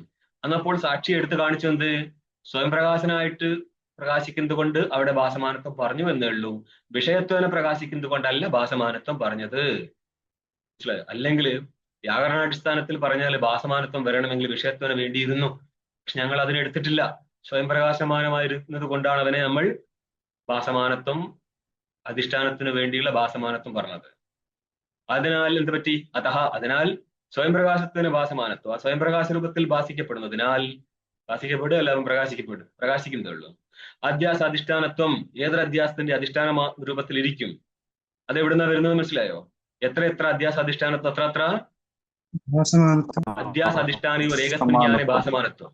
അവിടെ ഭാസമാനത്വം എന്തായിരുന്നു? പാനപ്രയുക്ത സംശയാദി നിവൃത്തി ശൂന്യത്വം. ഇങ്ങനെ പരമ്പരയിലൂടെ പോകുന്നവർ അവിടെ ഭാസമാനത്വം കിട്ടേണ്ടിയിരുന്നു. അതെങ്ങനെ കിട്ടി? സ്വയം പ്രകാശനായതുകൊണ്ട് കിട്ടി. ആ രീതിയിൽ സ്വയം പ്രകാശത്വമുള്ള വസ്തുവിൽ എന്തിരിക്കും? അധ്യാസ അധിഷ്ഠാനത്തിരിക്കും. ആ രീതിയിൽ നിങ്ങൾ എത്ര അധ്യാസ അധിഷ്ഠാനത്വം അത്ര ഏകസ്മിൻ ഞാനേ ഭാസമാനത്വം. ഇതാണ് അധിഷ്ഠാനത്തിന്റെ വ്യാപകത്വം കിട്ടുന്നത്, വ്യാപകമായി മാറുന്നത്. യദുക്തം അപരോക്ഷ അധ്യാസ അധിഷ്ഠാനത്വസ്യ ഇന്ദ്രിയ സംയുക്തതയാ ഗ്രാഹ്യത്വം വ്യാപകമിതി. നിങ്ങൾ 16-ാമത്തെ പേജ് തന്നെ എടുക്കുക. താഴെ ടീക്കയിൽ താഴെ 3-ാം പങ്ക്തി കാണുക. എത്ര അപരോക്ഷ അധ്യാസ അധിഷ്ഠാനത്വം തത്ര ഇന്ദ്രിയ സംയുക്തത്വം വിഷയത്വം ച എന്ന് പറഞ്ഞില്ലേ? ഇതിനെ കണ്ടം നടത്താൻ പോവാണ് ഇനി. യദുക്തം യത്വയാ ഉക്തം, ഏതെന്നാണോ നിന്നാൽ പറയപ്പെട്ടിരുന്നത്? എന്താ? അപരോക്ഷ അധ്യാസ അധിഷ്ഠാനത്വസ്യ ഇന്ദ്രിയ സംയുക്തതയാ ഗ്രാഹ്യത്വം എന്ന് പറഞ്ഞാൽ എത്ര അപരോക്ഷ അധ്യാസ അധിഷ്ഠാനത്വം അത്ര ഇന്ദ്രിയ സംയുക്തത്വം. ആ ഇന്ദ്രിയ സംയുക്തത്വമാണ് വ്യാപകം എന്ന് പറഞ്ഞില്ലേ? അതുകൊണ്ട് അതിന് കുറച്ച് മാറ്റി പറഞ്ഞെന്നുള്ളൂ ഇവിടെ. യദുക്തം അപരോക്ഷ അധ്യാസ അധിഷ്ഠാനത്വസ്യ ഇന്ദ്രിയ സംയുക്തതയാ ഗ്രാഹ്യത്വം. എവിടെയാണോ അപരോക്ഷ അധ്യാസ അധിഷ്ഠാനത്വം ഉള്ളത് അവിടെ എന്തിരിക്കും? ഇന്ദ്രിയ സംയുക്തത്വം ഇരിക്കും. അതുകൊണ്ടാണ് ഇന്ദ്രിയ സംയുക്തതയാ ഗ്രാഹ്യത്വം എവിടെയുള്ളത്? അപരോക്ഷ അധ്യാസ അധിഷ്ഠാനത്വത്തിലുള്ളത്. അപ്പോൾ അപരോക്ഷ അധ്യാസാധിഷ്ഠാനത്വസ്യ ഇന്ദ്രിയ സംയുക്തതയാ ഗ്രാഹ്യത്വം വേണ്ട, ഇങ്ങനെ എടുത്താൽ മതി. ഇന്ദ്രിയ സംയുക്തതയാ ഗ്രാഹ്യത്വം വ്യാപകം. അപ്പോൾ എത്ര അപരോക്ഷ അധ്യാസാധിഷ്ഠാനത്വം തത്ര ഇന്ദ്രിയ സംയുക്തത്വം. അപ്പോൾ ഇന്ദ്രിയ സംയുക്തത്വത്തിൽ എന്തിരിക്കും? അപരോക്ഷ അധ്യാസാധിഷ്ഠാനത്വത്തിന്റെ വ്യാപകത്വം. ഇതായിരുന്നല്ലോ പൂർവക്ഷി പ്രസംഗം. തത്രാഹ, അതിന് ഉത്തരം പറയാണ്. അപ്പോൾ പൂർവക്ഷിയുടെ അഭിപ്രായം എന്തായിരിക്കും? എവിടെയാണോ അപരോക്ഷ അധ്യാസ അധിഷ്ഠാനത്തുള്ളത് അവിടെ എന്ത് വേണം? ഇന്ദ്രിയ സംയുക്തത്വം വേണം. അപ്പൊ ഇന്ദ്രിയ സംയുക്തത്വം എന്നുള്ളതാണ് വ്യാപകം. വ്യാപകഭാവാത് വ്യാപ്യഭാവം. എത്ര ധൂമ അത്ര വന്നി. വന്യാണ് വ്യാപകൻ. വ്യാപകനായിരിക്കുന്ന വന്നി ഇല്ലെങ്കിൽ വ്യാപ്യമായിരിക്കും ധൂമം ഇരിക്കത്തില്ല. അതേപോലെ ഇവിടെയും ഇന്ദ്രിയ സംയുക്തത്വമാണ് വ്യാപകം. ഏതിന്റെ? അപരോക്ഷ അധ്യാസ അധിഷ്ഠാനത്വത്തിന്റെ. അപ്പൊ വ്യാപകനായിരിക്കുന്ന ഇന്ദ്രിയ സംയുക്തത്വം ആത്മാവിൽ ഇല്ലാത്തത് കൊണ്ട് അപരോക്ഷ അധ്യാസ അധിഷ്ഠാനത്വമായിരിക്കുന്ന വ്യാപ്യവും ആത്മാവിൽ ഇരിക്കത്തില്ല എന്നുള്ളതിനാൽ ആത്മാവിൽ ഒരധ്യാസവും നടക്കത്തില്ല എന്നുള്ളതാണ് പൂർവപക്ഷിയുടെ ആക്ഷേപം. ഇതിനെയാണ് നമ്മൾ ഇനി കണ്ടനം നടത്തുന്നത്. ഭാഷ്യം കാണുക. നചായമസ്തി നിയമ പുരോവസ്ഥിതി ഏവ വിഷയാന്തരം അധ്യസ്യതി. ഇങ്ങനൊരു നിയമമില്ല. എന്ത്? പുരോവസ്ഥിതി, നമ്മുടെ മുന്നിലിരിക്കുന്ന വസ്തുവിൽ. പുരോവസ്ഥിതി എന്ന് ഉദ്ദേശിച്ചത് ഇന്ദ്രിയ സംയുക്തമായിരിക്കുന്ന വസ്തുവിൽ എന്നാണ്. ടീക്കൽപ്പം പറയും. അപ്പം ഇന്ദ്രിയത്തിന്റെ സംയോഗം നേരിട്ട വസ്തുവിൽ മാത്രമാണ് അധ്യാസം നടക്കത്തുള്ളൂ എന്നൊരു നിയമമില്ല. അധ്യാസം ഏതിൻ്റെതായിരിക്കും? മറ്റൊരു വസ്തുവിന്റെ. ഇന്ദ്രിയ സംയോഗം നടന്ന വസ്തുവിൽ മറ്റൊരു വസ്തു മാത്രമേ അധ്യസിക്കപ്പെടത്തുള്ളൂ എന്നൊരു നിയമമില്ല. എന്ന് പറഞ്ഞാൽ എന്താർത്ഥം? ഇന്ദ്രിയ സംയോഗം നടക്കാത്ത വസ്തുവിലും വിഷയാന്തരം അധ്യസിക്കാം. അത് മുന്നോട്ട് പറഞ്ഞു നോക്ക്. അപ്രത്യക്ഷേപി ആകാശേ ബാലാസ് തല മലിനതാദ്യ അധ്യസന്തി. പ്രത്യക്ഷമല്ലാത്ത ആകാശത്തിൽ, ഇതിന്റെ അർത്ഥം എന്താ? ഇന്ദ്രിയ സംയോഗം നേരിടാത്ത ആകാശത്തിൽ, ഇന്ദ്രിയ സംയുക്തത്വം ഇല്ലാത്ത ആകാശത്തിൽ ബാലന്മാർ എന്ന് പറഞ്ഞാൽ അവിവേകികൾ എന്നേ അർത്ഥമുള്ളൂ, കുഞ്ഞുങ്ങൾ എന്ന അർത്ഥമില്ല. തല മലിനതാദ്യ അധ്യസന്തി. തലം എന്നുള്ളത് നീലരൂപത്തിലുള്ള കടാഹാകാരം. അതായത് നമ്മൾക്ക് കേരളത്തിലൊക്കെ കൂടുതൽ ആകാശപ്പരപ്പ് കാണാൻ പണിയാ. കാരണം മൊത്തം തെങ്ങാണ്. ഇന്ന് മാറി വേറെ ഇങ്ങോട്ടും പോയി നോക്കിയാൽ ആകാശത്തെ നീല കടാഹം എന്ന് പറഞ്ഞാൽ ചീനച്ചട്ടി, ഇന്ദ്രനീല രൂപത്തിലുള്ള ചീനച്ചട്ടി കമത്തിയതുപോലെ കാണാം വിസ്തൃതമായിട്ട് നിങ്ങൾക്ക് ആകാശത്തെ. ഒരു സ്ഥലത്ത് തുടങ്ങിയിട്ട് മറ്റൊരു സ്ഥലത്ത് അസ്തമിക്കല്ലേ. നമ്മളിപ്പോൾ കടൽ കാണുന്നവർ എങ്ങനെ ഉണ്ടാവും? റാന്ന് എഴുതിയ പോലെ ഉണ്ടാവും. ശരിക്കേ. ഇതേപോലെ ഇതിനെക്കാട്ടും വലുപ്പത്തിലാണ് ആകാശം നിൽക്കുന്നത്.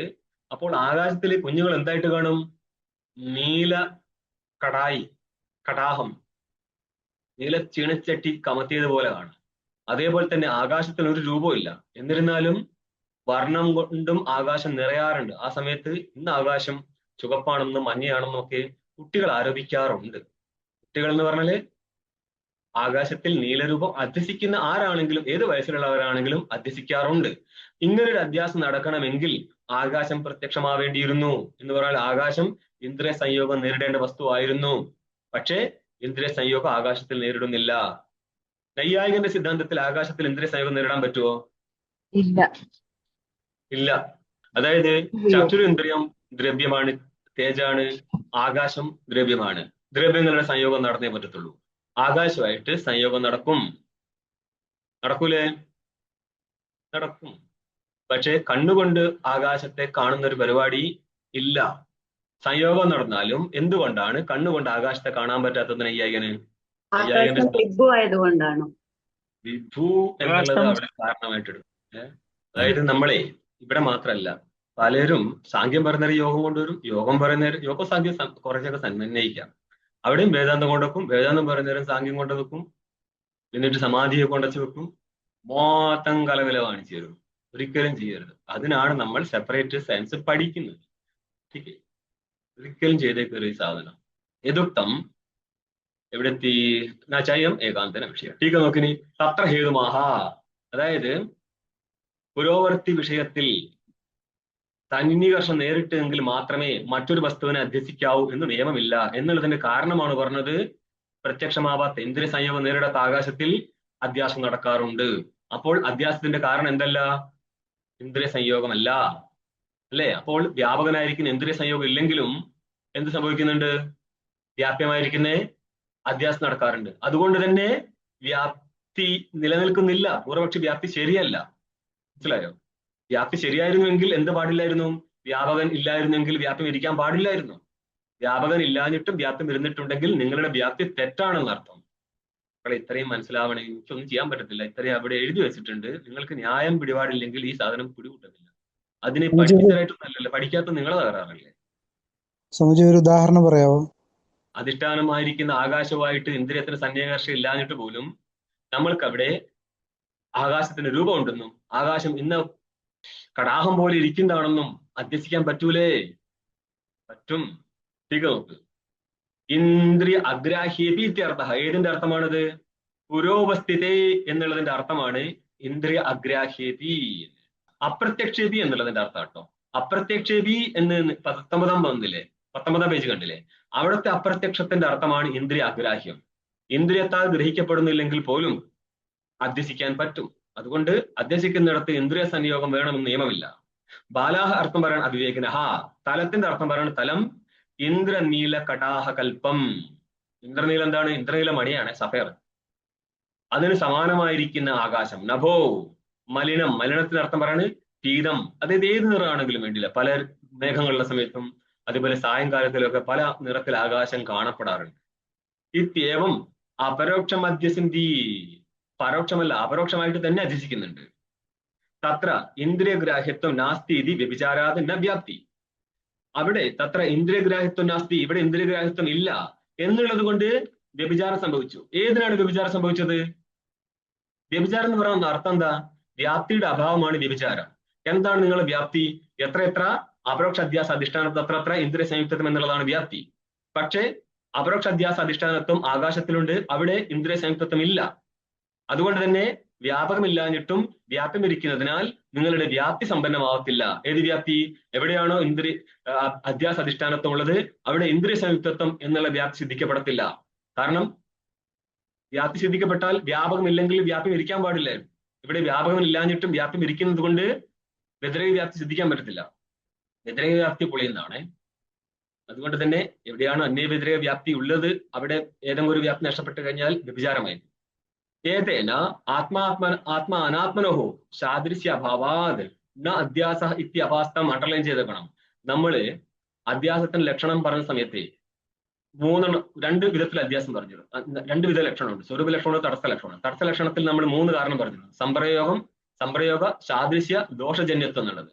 ഇവിടെ നോക്ക്, സാദൃശ്യം ഇല്ലാഞ്ഞിട്ട് പോലും എന്തുണ്ട്? അധ്യാസം കാണുന്നുണ്ട്. ठीक है. ആത്മാനാത്മനോ സാദൃശ്യ അഭാവാത്. സാദൃശ്യമില്ലെങ്കിൽ ന അധ്യാസ ഇതി, അധ്യാസം ഉണ്ടാകത്തില്ല എന്ന് പറഞ്ഞിരുന്നു. അതും അപാസ്ത നിരാകൃതം. എന്തുകൊണ്ടാണ്? നഭസോഹോ തത് അഭാവേപി അധ്യാസ ദർശനാത്.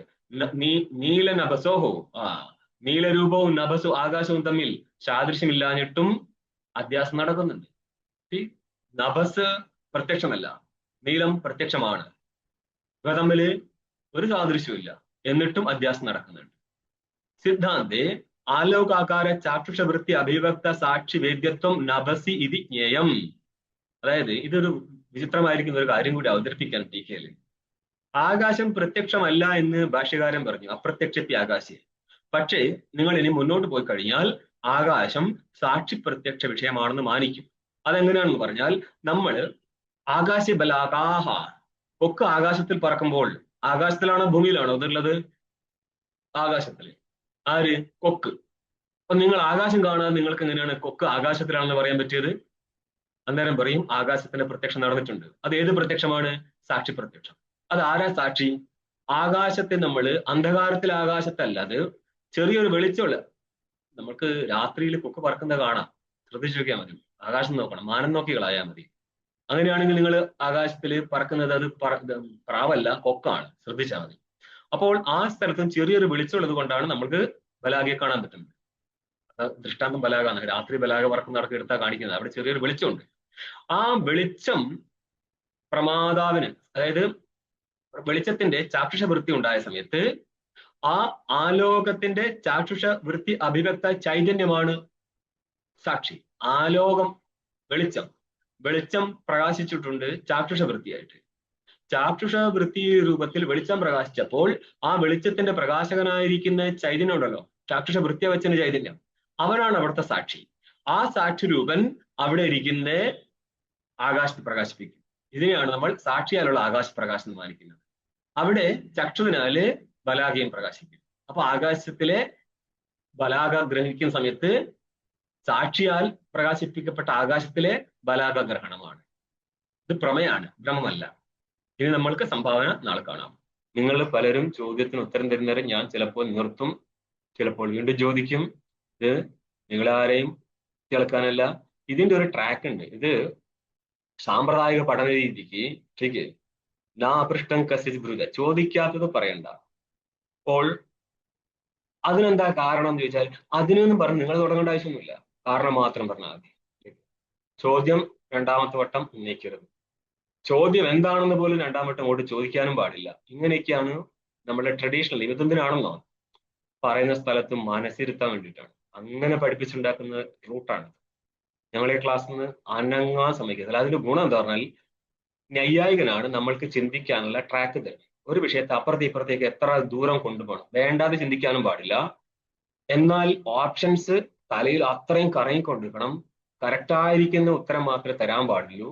ചോദിക്കുന്ന വേളയിൽ ഒരു വട്ടം നിങ്ങൾ ആലോചിക്കണം, ഈ ചോദ്യം ഇവിടെ റിലവന്റ് ആണോ, ചോദിക്കണോ എന്നുള്ളത്. അന്നപ്പോ എന്ത് പറ്റും, തല ഒരിക്കൽ കൂടി അത് കറക്ഷൻ എടുക്കും. അപ്പോൾ ഒന്നും കൂടി നമ്മൾ ബ്രൈറ്റ് ആവും. എത്രമാത്രം നിൽക്കണം. ഓക്കെ, നിങ്ങളെ ബുദ്ധിയെ ഫോക്കസ് ചെയ്ത് കൊണ്ടേ പോകത്തുള്ളൂ. കാരണം ഈ പങ്ക്തി വിട്ടിട്ട് സാക്ഷി പ്രസംഗത്തിൽ തന്നെ നമ്മൾ തീരും. സാക്ഷി പ്രസംഗത്തെ നമ്മൾ റിഫൈൻ ചെയ്തെങ്കിൽ മാത്രമേ നിധിധ്യാസന സ്ഥലത്തിലേക്ക് കടക്കാൻ പറ്റത്തുള്ളൂ. എന്ന് പറയാൻ ശ്രവണ മരണ സ്ഥലം പക്കയാവണമെങ്കിൽ സാക്ഷിയിലെ ശുദ്ധനെ തിരിച്ചറിഞ്ഞിരിക്കണം. അത് എത്രമാത്രം തിരിച്ചറിവുണ്ടോ അതിനെ വെച്ചിട്ടാണ് നമ്മൾ നിധിധ്യാസനത്തിലേക്ക് പോകുന്നത്. അവിടെ കൂടുതൽ സ്പഷ്ടത കിട്ടണമെങ്കിൽ നിങ്ങളെ ചിന്താധാര ശരിയായിരിക്കണം. അവിടെ വേണ്ടാതെ കയറിയിട്ട് എന്താന്ന് ചോദിച്ചാൽ ആ സത്ത് വെച്ചാൽ അസത്തിനെ വിളിച്ചു പറയുകയോ വായി തോന്നി വിളിച്ചു പറഞ്ഞേക്കരുത്. മനസ്സിലായോ? പഠിക്കുന്ന കുട്ടികൾ പഠിപ്പിച്ച സാധനം തയ്യാറായിട്ടില്ലെങ്കിൽ ന്യായത്തിന്റെ കാര്യം ചോദിച്ചാൽ ന്യായം പറയാൻ പറ്റണം, വേദാന്തം ചോദിച്ചാൽ വേദാന്തം പറയാൻ പറ്റണം.